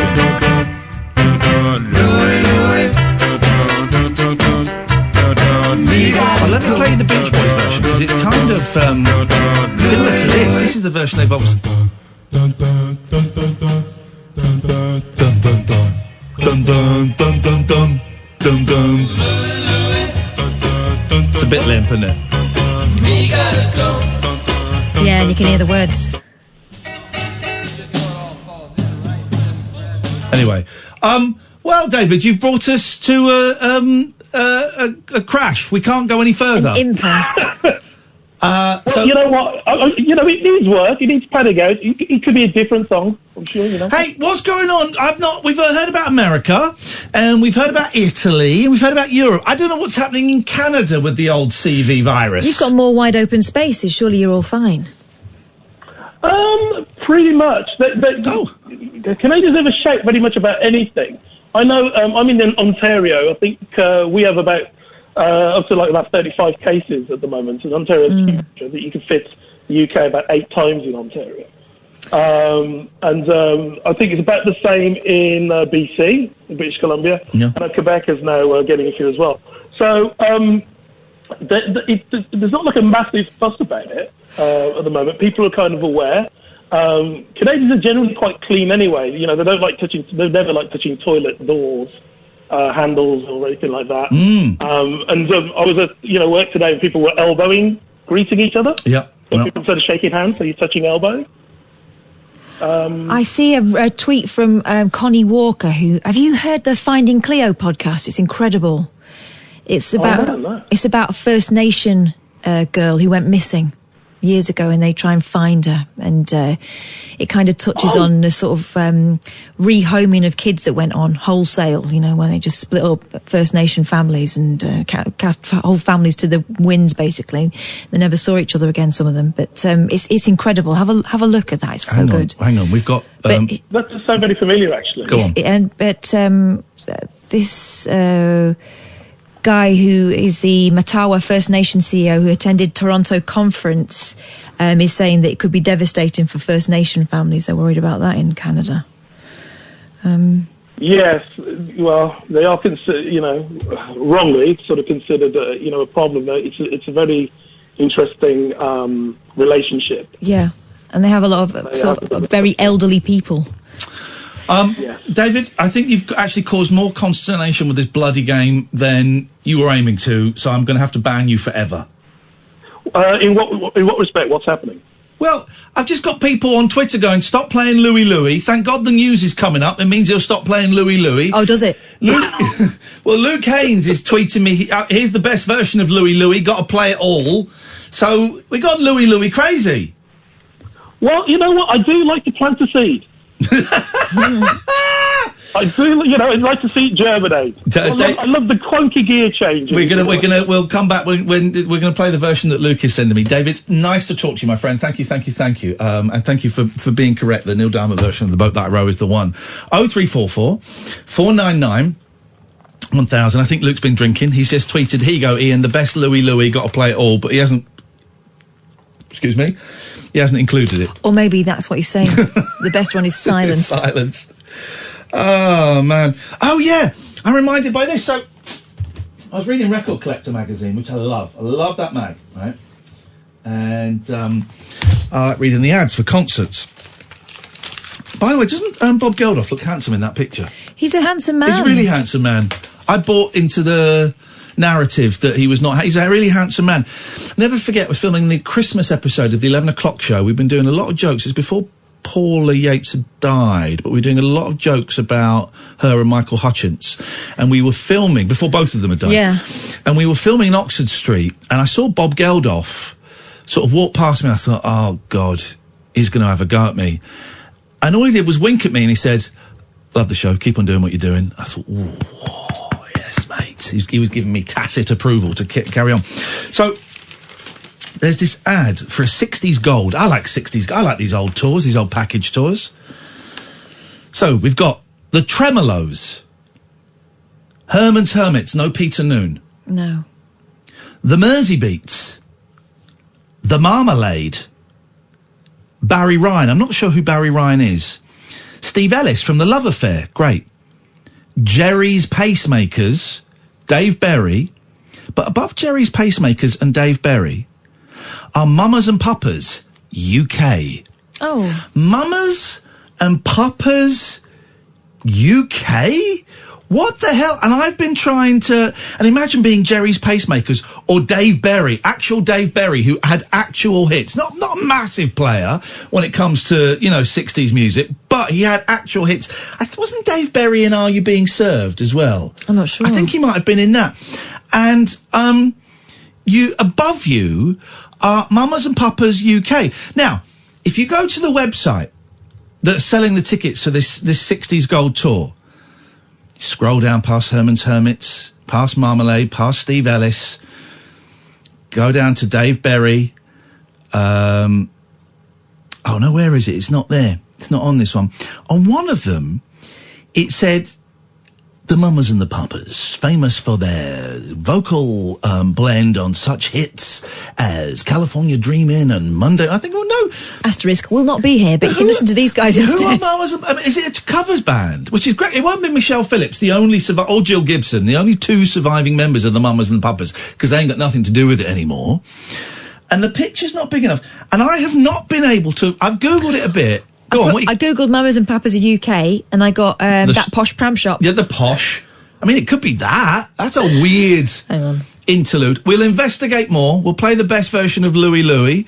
Oh, here we go. Oh my God! It's from a bootleg. Luke Haynes from a bootleg. Are you sure this is Talk Radio? Talk Radio across the UK. Late night with Iain Lee on Talk Radio.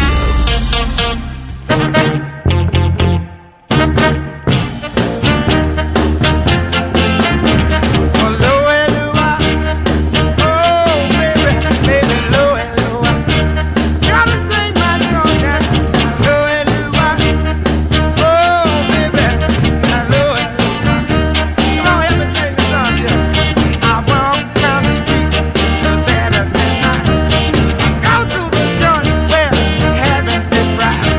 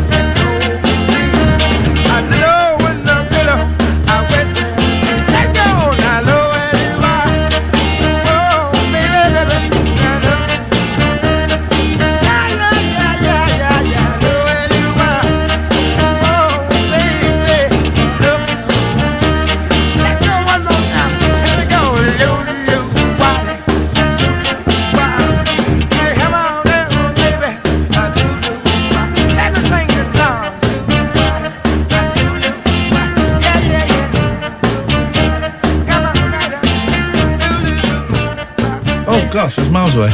Guy's deleted. I was just looking at the coconut cabbie. Seems to have deleted nearly all of his tweets. All of his tweets to me. That's a shame. That's a real shame. It's a real shame. Stand by your tweets. Oh, my voice went there. Yeah, here's a little tip. Yeah.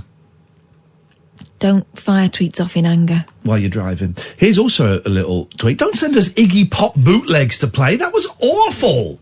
I had a listen. My God. 0344499 is the telephone number. I have come to I mentioned this briefly the other day, but I have come to an important part. By the way, if anybody has any informazioni on the Mamas and Papas UK, please. Imagine being Jerry's pacemakers. So you're not the Jerry Marsden. I don't think you're the original pacemakers either. I think I took my mum to see Jerry and the Pacemakers. I remember. About 5 years ago at the Windsor Theatre. And it wasn't the original Pacemakers. It was the original Jerry Marsden. It wasn't the original Pacemakers. And I kind of lost interest when he started playing Wind Beneath My Wings by Bette Midler. And then he was a little bit homophobic. Oh, he was homophobic and racist in one story, talking about Little Richard. Oh, my. He did I'm going to do it. He saw, met Little Richard. Oh, my God. I met Little Richard. And, he's a bit old. He's a little bit old, He did the campaign. Anyway, he's a little bit old. And he says, boys! Oh, my God. Boys! He does a black man's voice. It sounded Welsh there. Sounded like Tom Jones. Yeah, exactly. Boys! Yeah! You lovely boy! He did and he said something about doing a black man's voice. And I just thought, oh my God. Then he did Wind Beneath My Wings. Did you ever know? And you just think, dude, come on, man. You were like, big band in the 60s, right? You had a handful of hits. You had a smattering of good albums. Were you really sick? Yeah. Have you really got a runny bum? What have we done? Had some really nice sausages. It was totally worth it. You had a handful of hits. I was so sick. Oh, Luke Haynes has just blocked me. Okay. For having taste. The disappointment is Luke, real. when are you coming back on? We don't know if we're going to be here after June, and that's not me being... it's not me being dramatic. You would have thought the double award winner, they might have said, yeah, we're going to renew your contract. Or no, we're not going to. They've not said anything. We don't know if the station's going to be here after June. So, I don't know. Any other radio stations listening? Am I allowed to do that on here? No. Okay, right, fine. But come in, Luke. Come in. What were we talking about? Louis? Well, we were playing different versions of Louis. Or have we done that already? You started on something else. You come to a decision. Oh yeah, I'm not going to lose weight. I'm overweight. And people go, "Oh, Ian, you look hot." I do look hot. You're not overweight. I am overweight, and I'm wearing these trousers, and they're very tight. 34, very tight. I used to fit into a 34 so easily. And we mentioned this the other day, and I've really been thinking about it. And it's the total thing. I've been trying to lose weight for about 4 years. 3 years. And I can't, because I quite like food and I don't like exercise. And I've gone down from, I don't weigh myself anymore. I'm not as big as I was. When we went to New York, that was probably my biggest when we went to New York. And so I'm not as big as that. And I'm nearly 50. And unless I put in some major lifestyle changes, I'm not going to get back to what I was 5-6 years ago. So I'm going to buy bigger clothes. I'm going to accept the size that I am. It's not huge, right? It's not huge. But I'm going to accept the size I am, and I'm going to buy 36-inch trews. You don't even need to think of them as bigger clothes. Buy clothes that fit. That's it. I'm nearly 50. Because a tight waistband is just a continual guilt girdle, isn't it? Yeah. I've come to that conclusion too. I think there's something to be said for, I think working these hours is messing with our metabolism. I don't eat a great deal, but I put weight on. I can't seem to shift it.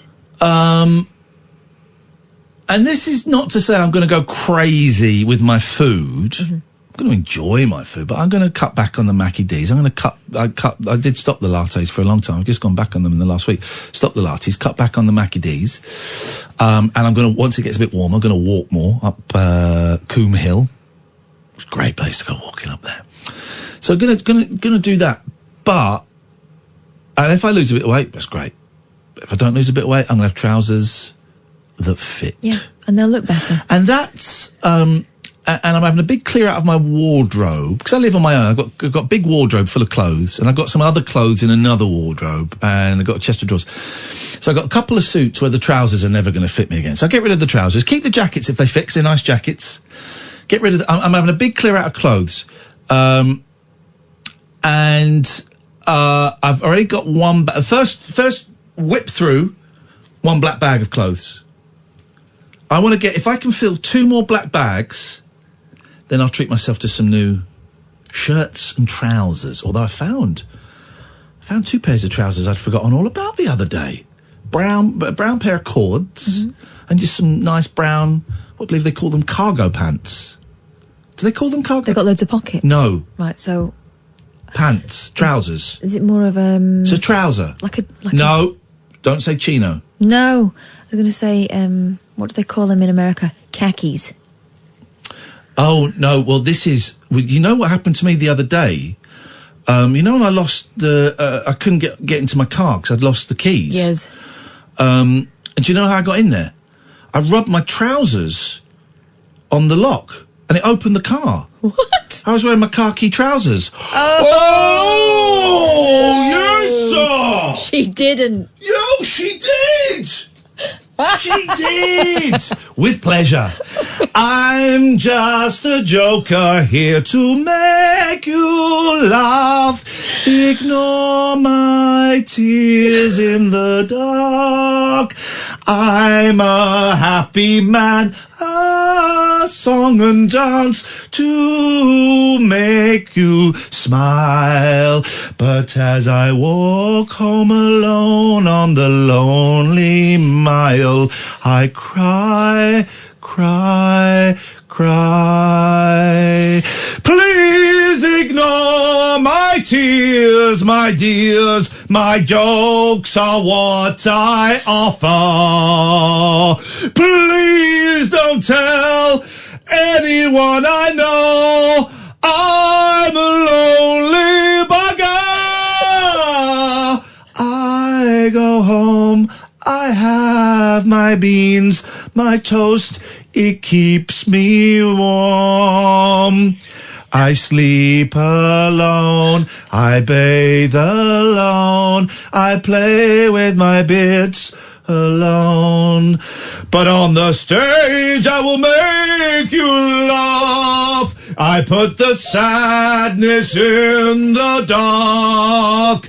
My misery, my loss, all those bad things I'll put to one side.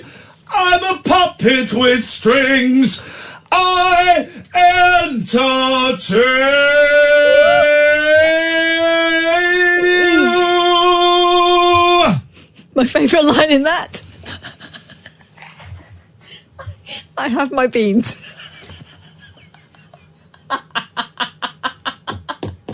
I'm going to surprise you. Was that an original hit? I was making that up on the spot. I'm astonished. On the spot. You've got to write some of this down. On the spot. Well, I know Luke's listening, and he's always coming up with these weird albums that no one I bet buys. he's not listening anymore. No, he is. If he's got any sense, Oh, God. if he's got any sense, Oh, dear. Oh, dear. he will have taped that and will be now adding strings to it I have my beans. on his Moog. My son, my eldest son today. Don't cry. I just keep thinking of your beans. My eldest son. Oh, that hurts.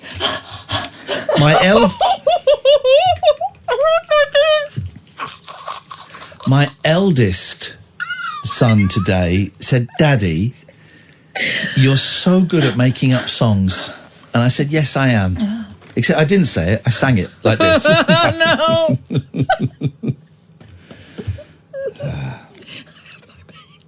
no. Okay, you're just taking the piss. This is Talk Radio.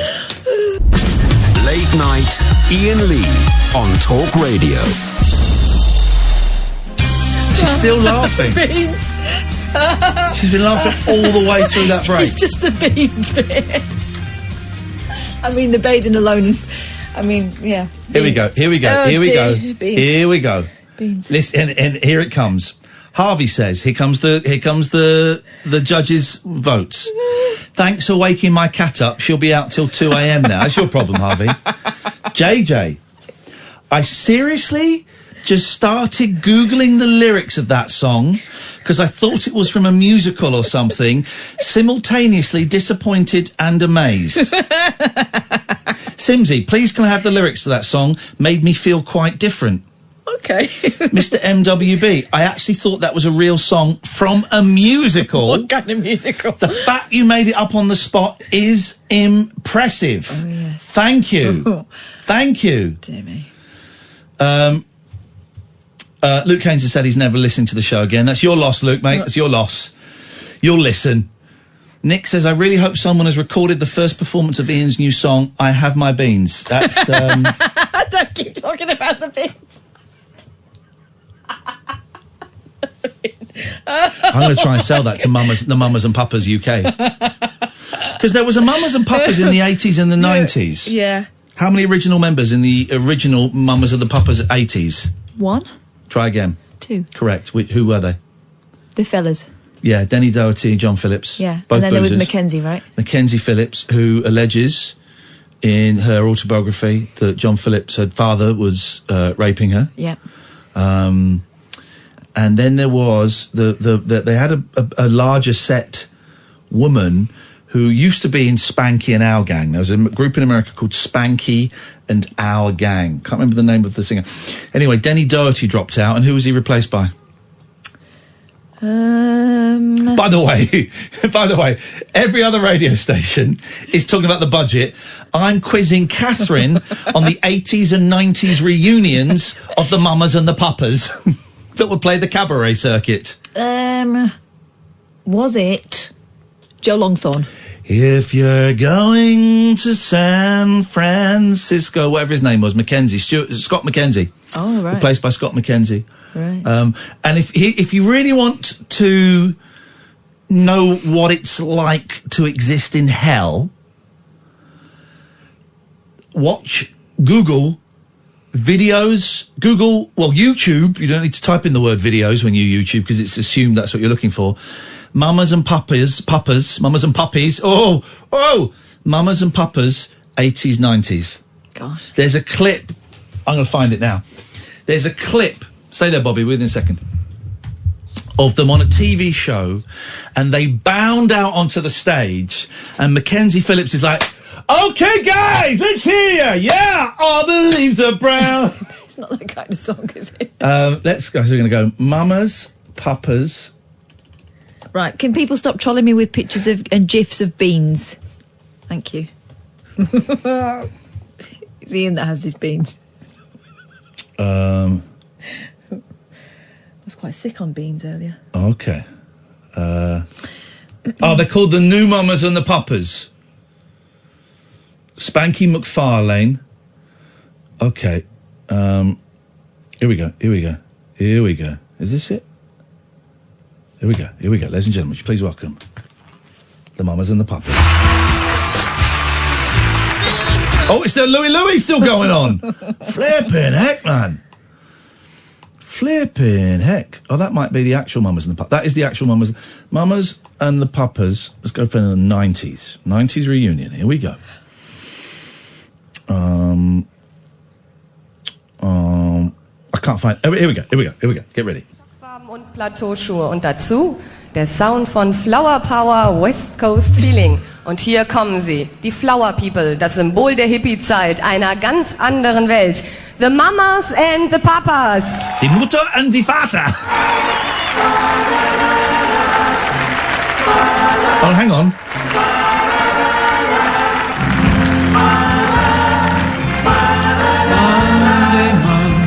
Oh, this is weird. This is the new Mamas and the Papas in 1993, miming to the old Mamas and the Papas. Oh, dear.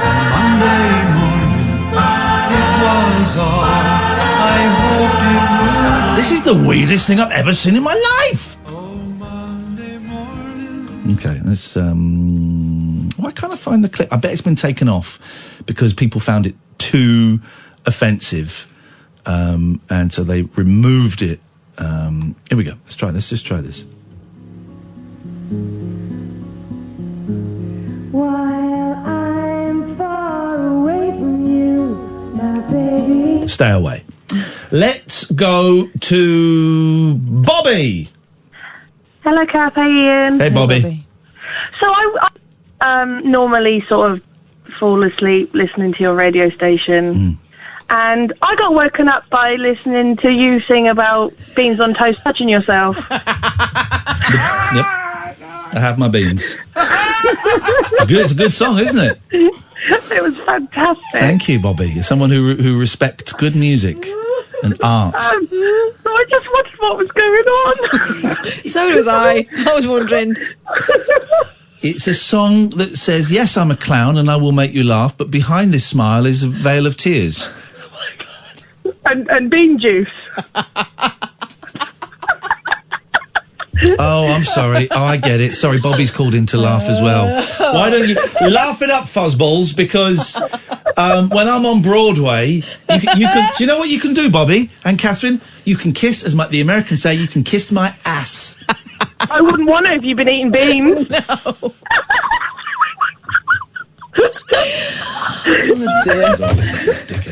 You talk to her. I don't think there's anything more to say, is there, Bobby? Not really, no. Oh, I'm sorry. I've accidentally pressed the cut-off button. Goodbye, Bobby. She's gone. Idiot. What a rude woman. Oh. What a rude human being. Human being. Which makes the song even more apt now, doesn't it? Yeah, it does. It makes the song... Have my beans. The beans? I don't know why you're focusing on the beans. It's just so tragic. I'm like, I'm good with images. Oh, dear. I have my beans. Can I... No one ever says that. And this is what... And for those wondering, I'm so great at taking this, trolling, but this is what... oh, dear. Yeah, okay, all right, oh dear. But this is what's sort of playing in my head while you and Bobby are laughing.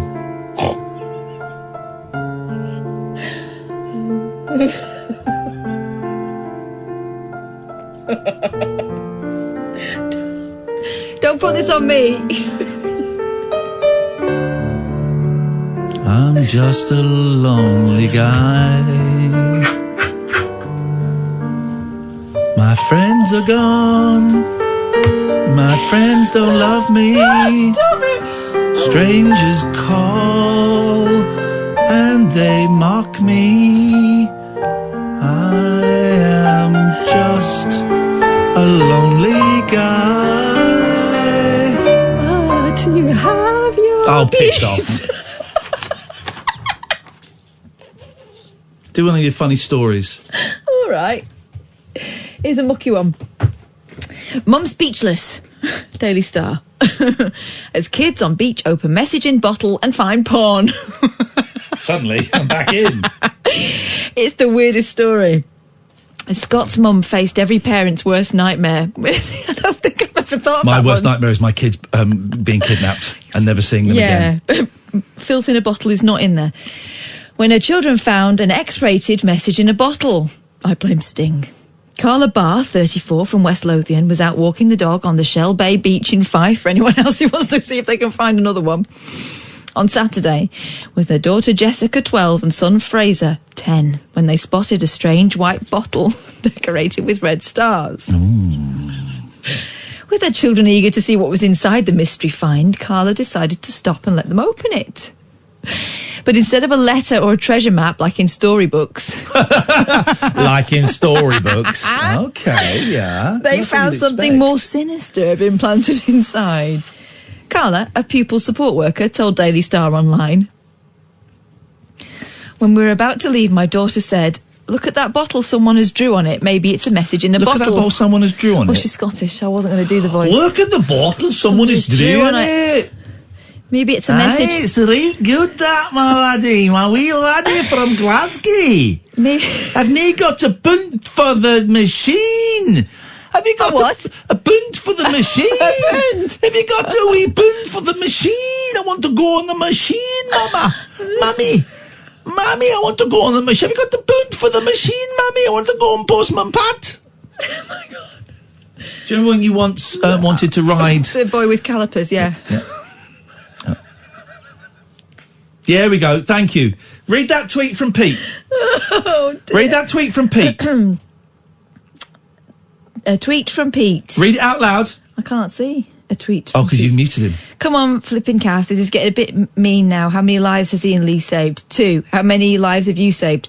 1. Well. Hashtag just saying. Yeah, man, it's 2-1 on the life stakes. Yeah, but if I hadn't saved Iain Lee, you wouldn't have saved anyone. So actually, I get him and everyone else. As you keep saying, Catherine, I saved myself. Yeah, eventually he caught up.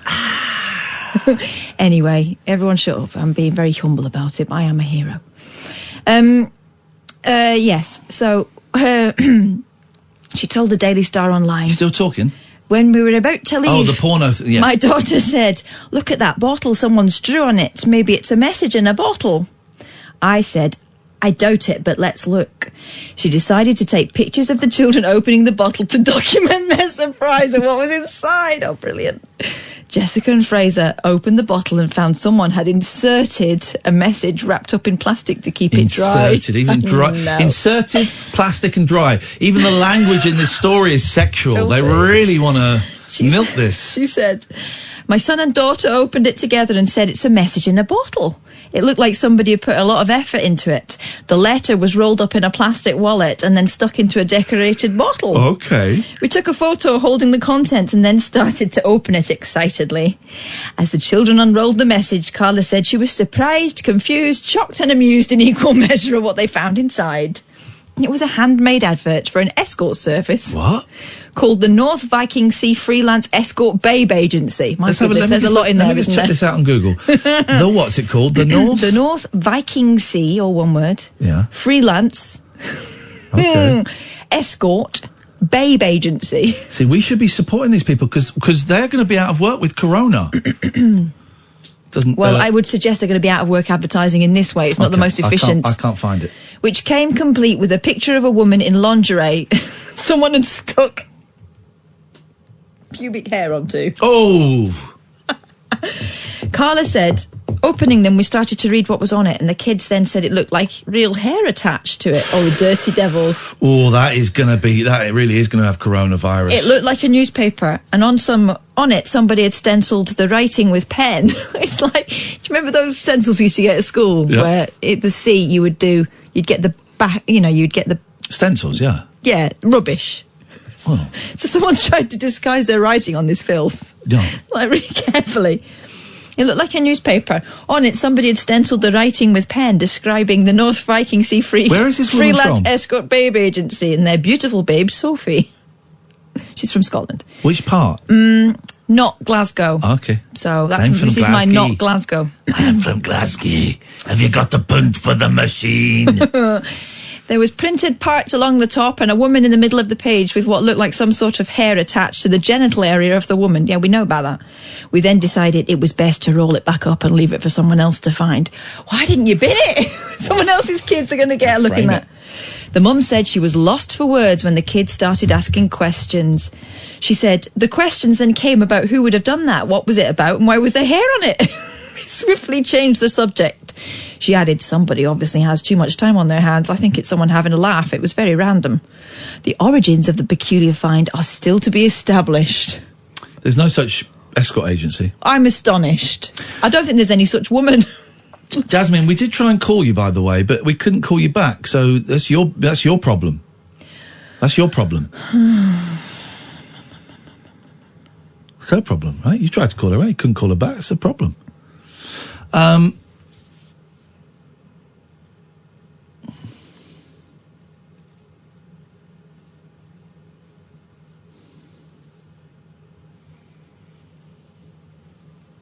take Jessie, we'll have a break, then we'll do a Periscope Love More. That's what Really? I'm feeling. That's what I'm feeling. It's going to be a good one. You're feeling It just came to me. So let's talk to Jessie. Good evening, Jessie. Hello. What you got for us, Jessie? Sorry, I'm struggling a bit today. What's going on? Just feeling quite down. Put your cat in a remote control car and drive it around. Would that help? No, I just feel...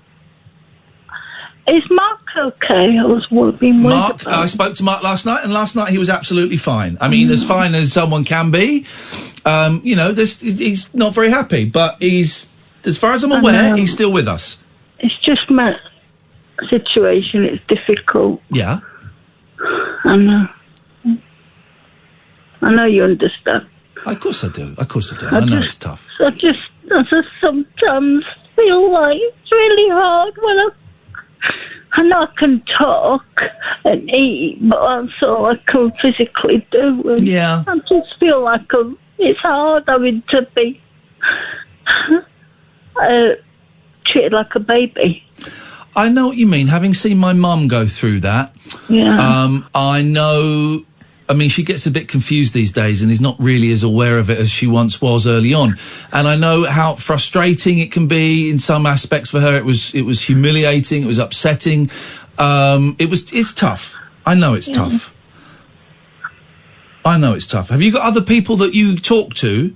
No. No, you've got no friends? Well, I've not been getting out very much. No.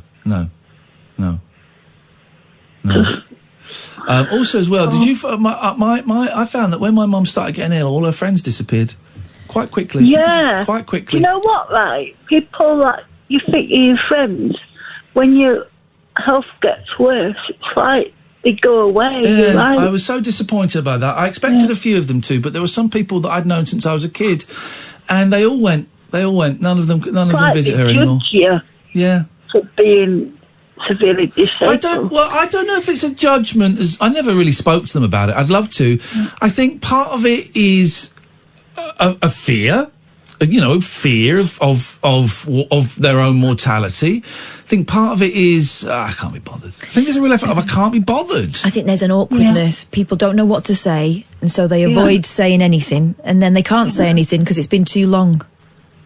It's like you try and keep it together for a bit, and then you get really distressed again. It's a really common thing, friends disappearing when someone starts to get poorly, unfortunately. I've spoken to a lot of people about it. It's very common. And, friends and family, in the case of my mum as well. I keep banging on about the Samaritans, Jessie. I'm a big fan of the Samaritans. It's hard as well because I don't have family. No, well... But as I say, I'm a big fan of the Samaritans.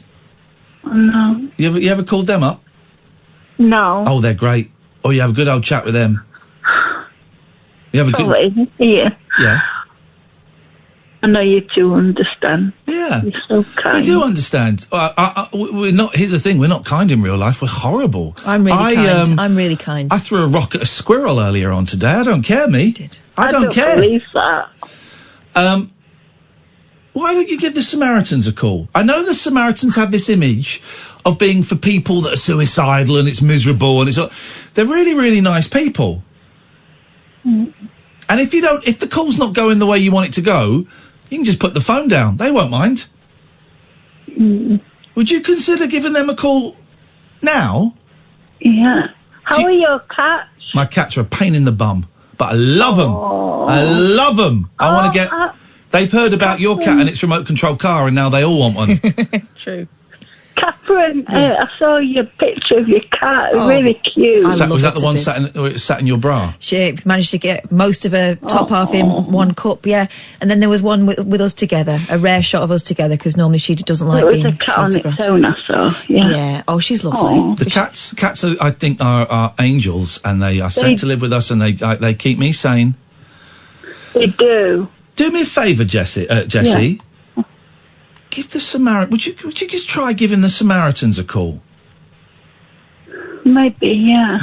Maybe is almost a no-no.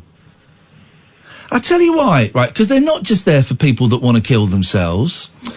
They're not. I mean, and they can't. they're not allowed to give advice. So they're just there to chat to. Yeah. And I found them so helpful. I've called them before. Can be hard when you feel one. Yeah. Isolate. Yeah. Are you able to take down a phone number if I say it now? Yeah. You got pen and paper or something you can... Yeah. 116... 116... 123. Really easy. 116... 123. 123. Why don't you just try it? Why don't we say goodbye now? Yeah. Just try it. Thanks for just listening for Yeah, that's what we're there for. But then why don't you give us a call tomorrow and just let us know how you go on with it? It might not be your thing, and that's fine. But I think we could start looking at options of where of you know, people that you could talk to when me and Kath aren't here. Yeah. Why don't you give them a try? Also, as well, just want to say this before I go. Yeah. It's it's like the Mother's Day hype at the moment as well, which isn't helping. Yeah, I'd forgotten about Mother's Day. Yeah. Yeah. That's and coming you can't go out without hyping the shop, you know? Yeah, I know. It's tough, isn't it? It's tough. And it makes me think, Mum, wee girl, it's hard. You're a good egg, Jessie. You're a good egg. Try that number. You two are good as well. Jessie, can I ask you a question? Yeah. Who is the best, me or Catherine? Oh, I knew you were going to say It's that. a really important question, and everyone seems to be shying away from the obvious answer. I think it's unfair to put that pressure on you. I think it's very... Answer truthfully. Yes? Equal. Oh, Jessie, you coward! Jessie, you're a good soul, and hopefully we'll speak to you tomorrow, okay? I love you equally. See you later. Bye-bye. She's a coward dancer! It's like trying to ask my mum who her favourite kid is. Just gives her that. Well, she told me it's your sister, Vic. Oh. That's awkward. Hey, Kev. Hi, Ian. How are you? I'm all right. What you got for us? Jess just prompted me to call, to be fair. That just brought a lump to my throat. Kath knows who I am. I've spoken to her several times, to be fair. But I understand that you and Kath can't be friends on... accept a Facebook request. But I came home last night after a bad day, and I wrote, my thoughts down. Now, I hate doing things like that, to be fair, because it's a very personal thing. Yeah. However, I've now realised I can now write my thoughts down and put them in files, and because obviously your mental health, they describe it to like a filing system. You know, you've got loads of things at the back. So I've wrote lots of my thoughts down, and it's helping a minute, to be fair. Writing stuff down, journaling, writing a diary, it's a big one in terms of therapy. It gets recommended to me all the time, and when I do it, it helps. It started to help me. I mean, Kath helped, you helped. Do you know what I mean? I love listening to the pair of you. Hey, look, I don't for one second suggest that I think I'll always have that anxiety there, which I never thought would happen to me, but it doesn't have any kind of favourites. It can come out at any point, but I'm now learning how to deal with it. If I feel anxiety, it's dangerous. Sorry, it's uncomfortable. It's not dangerous, so you have to ride through it. And but Jess prompts me to ring in. Sonia prompts me to ring in. And Kai. I've been a bit worried about Kai, if I'm honest with you. Kai? Remind me. Kai was the young lad who had an older friend. Oh, yeah. Nah, Kai. Seriously, he sounded like he was easily influenced. Actually, perhaps I shouldn't say that, but it really worried me. Okay. Well, don't worry about him. Here's the thing. It's good to be concerned about people, but there are so many people that we have no influence over, so don't try not to worry about them. I often think that, sometimes worrying about other people stops us looking at what's going on with us and how we can change and fix things for us. So, it shows that you're a good person, Kev, that you're worried about Kai. But keep an eye on yourself, man. Do you know what? Yeah, thank you for Iain. Do you know what? Baby steps, but I went on a canal barge last month. January. Why would you do that? On a day for my niece's birthday. Yeah. Pushed myself to that because it was outside my comfort zone, but I loved it. And tomorrow, actually today now, I suppose. Yeah. My mum, who hasn't been very well recently, my dad and my youngest brother, we're going to the Echo Arena, or the Marks and Spencer Arena, whatever you call it now. We're going to watch the darts. Now, despite the fact I can't see what they're doing, kind of thing, just it'd be nice to spend time with my, with my 180! You get that? Can I ask you a question, Kev? Can I ask before you could have won? Kev, before you go, can I ask you a question? Yeah, of course. And this is important because I think you've shared quite a lot, and there'll be people listening who'll be inspired by this. Yeah. Who's the best? Me? Catherine. Get out of here, you scumbag. Should have dumped that. This is Talk Radio. Late night, Iain Lee on Talk Radio. I was going to go, I thought what we needed was Bride of Christ on Periscope. He just stopped streaming 32 minutes ago. I was going to go and have a little look at him. He's been learning monkey songs for me. I'm sorted there. With next time, my friend, next time. Can someone tweet him and let him know we were going to go? But we missed him. We haven't really got time for a Periscope love bomb now. We haven't got time for one now, because I want to do it. If you're going to do it right now. Do it with me. Yeah. Call straight to air for the last 10 minutes of the show. How's about them apples? How's about them apples? 0344 499 1000 is the telephone number if you want to give us a call. Let me see if I've got any good stories here. Listen to this little sod. The coronavirus outbreak has caused the public to react in a number of different ways.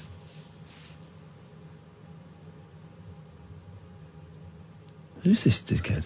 Groundhog Day, what's your problem? I bet I've blocked you. Let me just see if I've blocked you. G-Dog Day. I just got a feeling I blocked you. At G-Dog Day. Because it's that kind of... Yeah, blocked. Thought so. Blocked. I hope your day improves. I hope your day improves, Groundhog Day. I hope your day improves. You remember that guy that bought the tablets for people with HIV? He bought them all. Oh, yeah, and then... Put the price up from like $7 to like $150 or something. Yes. This is the British version of that. Oh... The coronavirus outbreak has caused the public to react actually, this is probably worse, in a number of different ways. Some people have decided to steer clear of crowded places and avoid any interaction with strangers, while others have taken more drastic measures and have been cautiously bulk buying toilet roll, soap and food in case they have to self-isolate. But one teenage boy decided to seize this as an opportunity to make a little extra money so he could buy some snacks. Mum of 7, Jenny Tompkins, took to social media on Wednesday to explain how her teenage son, Oliver Cooper, had been caught charging his peers 50 pence each to use his hand sanitizer. The 13-year-old from Leeds had gotten in a spot of trouble for this at school and subsequently been sent home for his actions. Oh, this is the tweet from the mum. It's a Facebook post. This is great. This is great. This is the Facebook post. I've gone to This is a picture of my teenage son just getting in from school.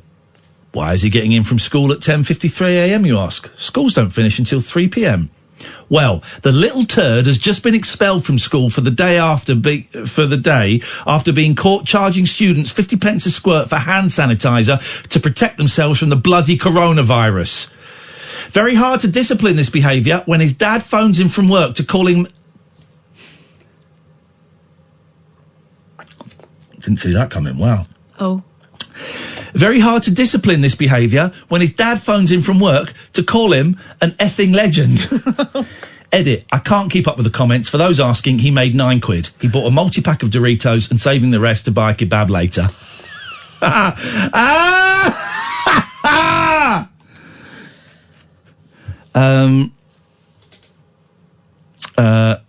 The 32, the teenager, Jenny's post has been shared more than 97,000 times. Thousands of people have also taken time to comment. One person replied, I know you're probably cross with him, but at the end of the day, he already knows how to meet the supply and demand world of business. Another said, next Alan Sugar. Okay, bit naughty, but entrepreneurs all start somewhere. Well, you know, people who were selling hand sanitizer for extortionate prices online. Yeah. There's talk of maybe them being prosecuted if the price is really, really high. Yeah, because it's... Really? Yeah, it can be illegal. What do you mean it can be illegal? I heard half a story on the radio this morning. Oh, you're more informed than most of our callers. Yeah, and they were saying that there may be grounds to prosecute people who really are taking the mick. Hey, do you want some good medical news? No, I don't. Okay. Go on, a bit. I've got a story for you. They've cured a bloke of HIV. That's what I was about to tell you. No, I'm telling you. Second person. Yeah, no, it's the second time. Well, you didn't know about the first one until I told you. Well, no, because I read a story that was half written in an online newspaper with a bloke who was a Chinese prisoner who'd had it and then didn't have it. And that's different. That's a different story. He wasn't cured. He was a bullshiner. Yeah. They cured someone of HIV and now they've cured a second person. But have they cured it, or did he spontaneously go into remission? Well, get this. Thank you. A man from London, this is according to the BBC. Remember, those guys that you don't want to pay for anymore. A man from London who's become the second person in the world to be cured of HIV, according to doctors. Adam Castillejo is still free of the virus. Well, normally you tell us what that means in English. You're like the teacher. I told you about this in school when I lived in Slough. A lot of Indian and Pakistani kids, and the teacher would go through the register. Iain, yes, miss. Stephen, yes, miss. Ranjit. Now, what does your name mean? All the time. What does your name mean? Well, I think Castillejo is to do with Castillo castles. It's balls, isn't it? My Castillo. My Castillo egg for love tonight. No. The lady in the stars. What? Castillo. Castillo. Okay. All right. Hey, listen. I don't know language. All right. I'm gonna confess something now. I've never confessed before. I don't speak foreign languages. You do. I don't speak any foreign languages. I'm so sorry. I just want to impress you because you're so cool. You're like Joe Wiley. You're so cool. I want to impress you. I don't speak any foreign languages. Stop trying to impress me. Pardonnez-moi, s'il vous plaît. Stop trying to impress me. That don't impress her much. It's never going to work. So he's free of the virus more than 30 months after stopping antiretroviral therapy. He was not cured by the HIV drugs, however, but by a stem cell treatment he received for a cancer he also had, according to The Lancet. The donors of those stem cells have an uncommon gene that gives them and now Mr. Castillejo protection against HIV. In 2011, Timothy Brown, the Berlin patient, became the first person reported as cured of HIV 3.5 years after having similar treatment. It's incredible. Stem cell transplants appear to stop the virus being able to replicate inside the body by replacing the patient's own immune cells with donor ones that resist HIV infection. So Adam Castillejo, the now 40-year-old London patient who's decided to go public with his identity, has no detachable active HIV infection in his blood, semen or tissues. I'm sorry. You said semen and tissues. I'm sorry. No. And for anyone, do you remember AIDS when it first broke? Don't die of ignorance. Yeah. It was terrifying. And also, a lot of gay men died. People that died, nursed boyfriends. I was kind of, I guess, 8, 9, 10 when it kind of broke. But you hear stories now from gay men who all of their peers were wiped out. All of their peers were wiped out. It was as bad as that. They could be the only one of all of their friends that lived. And it is incredible. So this is amazing. So are they saying that they think they can cure other people? Well, it would be the suggestion from this is that it's the stem cell treatment. Right. And I wonder if he can catch it again. I wonder if it makes you immune from it if you've had it with a virus. It says if it you've gives had them it. protection against it. Right. With a virus, if you've had it, you've had it, and you don't get it back. Isn't that remarkable? So yeah, it replaces the patient's own immune cells with donor ones that resist HIV infection. Wow. Well, God, imagine being given that diagnosis and then having this treatment. That's amazing.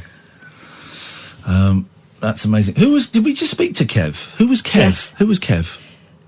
Kev from Liverpool, who was going to the darts. Oh yeah, he's called it. Kev, we're done. I think Kev, we're coming to the end of the show. So thank you. We'll leave the phone lines open in case anybody else wants to have a go. What day is it today? Wednesday. Yeah. So tomorrow's my last night this week. Yeah. Because we're cutting down to 4 shows a week. For me, Kath's going to be doing Fridays. And I'm looking forward to having Fridays kind of on my own. I've got the boys this weekend, which is great because I've not really seen much of them. So I'm looking forward to that. So I get them Friday and I get them... Oh, dear. Excuse me. Get them 2 nights instead of 1, which I'm looking forward to. But it was so nice yesterday. You know, I love my job. I love coming into work with you and it's fun and everything. But it's really nice to live a normal life just for yesterday. Wouldn't it? Yeah, isn't it? And already I was doing this because of, mental health and stress and stuff like that. And already I feel, this is the right decision. You're relieved. I feel an element of relief. Yeah, I feel an element of relief. We'll see in a couple of months when my bank balance is not quite as healthy as perhaps it would be. But I'm pretty sure I'm doing the right thing. Hello, Line 1, you're on the wireless. Oh, hi Ian. Sorry, I'm a bit nervous. My name's TK. Hello, TK. Hi. I just wanted to say how I suffer with schizophrenia and depression, and you and Kath have really helped me recently. Just through listening to your show and stuff. I just wanted to say thank you. Really, how you've really helped me. Who's helped the most? Me? I'm joking. Oh. I'm joking. Hey, I'm joking, TK. Hey, that's really kind of you. Thank you. How does your schizophrenia and do we still use the word schizophrenia? I thought that we didn't use that anymore. You'd know better than me. I'm not. No, apparently I've been diagnosed with psychosis and paranoid schizophrenia, whatever that means. Okay, and do you? I mean, how do you know how that impacts on your life, or are you aware of it, or do other people tell you how it impacts on your life? Both really. I mean, I was taken into hospital, sectioned under the Mental Health Act last year in February. And I can't remember much about that time, but my friends who came to visit said that I was kind of catatonic and. It wasn't very good, really. Yeah. Because I wonder if you say to someone, we have to go in a second, TK, because we're coming to an end. Yeah, but I often wonder, someone I know who I don't know very well, actually, but has autism, said, "Stop! I wish people would stop saying that autism is a condition, because it's just what I am." And you would struggle, you can't really go to him and say, how does your autism affect your life? Well, he goes, I don't know, because this is my life. I don't know what... He wouldn't use this language, and I'm being lazy because we've only got 2 minutes. I don't know what, in inverted commas, normal, and I know that's an offensive word, so I apologise, but I don't know what that is. I don't know what... So this is my life. And I was just wondering if it's the same for you with your schizophrenia, that you don't know what people who don't have schizophrenia, there's a better way of phrasing it, what it feels like. So... this is your normal? Yes. Yeah. It's a very long way of getting to a yes. Hey, listen, we have to go, TK, because we're coming to the end of the show. Worries. But I really appreciate your call, and I really appreciate your kind words. Thank you. Cheers, Ian. Take care, bye. I'm sorry for using the word normal. That was very lazy of me, and I should have found a better way of phrasing that. So apologies if anyone's upset by that. You have every right to be upset by that. But it's like, how does your autism impact on your life? I don't know. This is me, you as an onlooker, you might have a better understanding of the impact, because this is me. It's a bit like when people question how you manage with going to work and having depression. It's like, I go to work. I go to work, right. That's what I think of tonight's show. This is what I think of tonight's show. So, I thought it was quite a good one. Gosh. I had to press the dump button there because Catherine got me so angry. Make sure that doesn't go in the best of or a podcast, otherwise you lose your job, because that was justified. Catherine made me so angry with her flippant, disrespectful attitude to my art that I swore at her. Again. I swore He's at her. always doing it. I swore at her. It's quite hurtful. Alex's face. Does it all the time, Alex. I don't do it all the time. I don't know why I put up with it. That's a lie. I'm looking forward to Friday when I can go through a whole night without being abused. Oh no, I'm going to phone up. Taking my boys to that log cabin again, and today my 10-year-old said, "Oh, can we prank call Catherine like we did last time?" I said, "Oh yes." Oh, it was such a prank. It was 2 little Roger boys Moore. going, "Hello, I'm Roger Moore." It wasn't 2 little boys, it was me. Oh, I see what you're doing. Yes. Now. Hello, I'm Roger Moore. I'm phoning up to talk to the marvellous Catherine Boyle. I'll have a You've been dead for quite some time. He had been dead for a while. That me was one of the many, many flaws in my thing. Alex, thank you. Catherine, thank you so much, dear listener. Back tonight at 10. Kate is up next. This is Talk Radio. Talk Radio.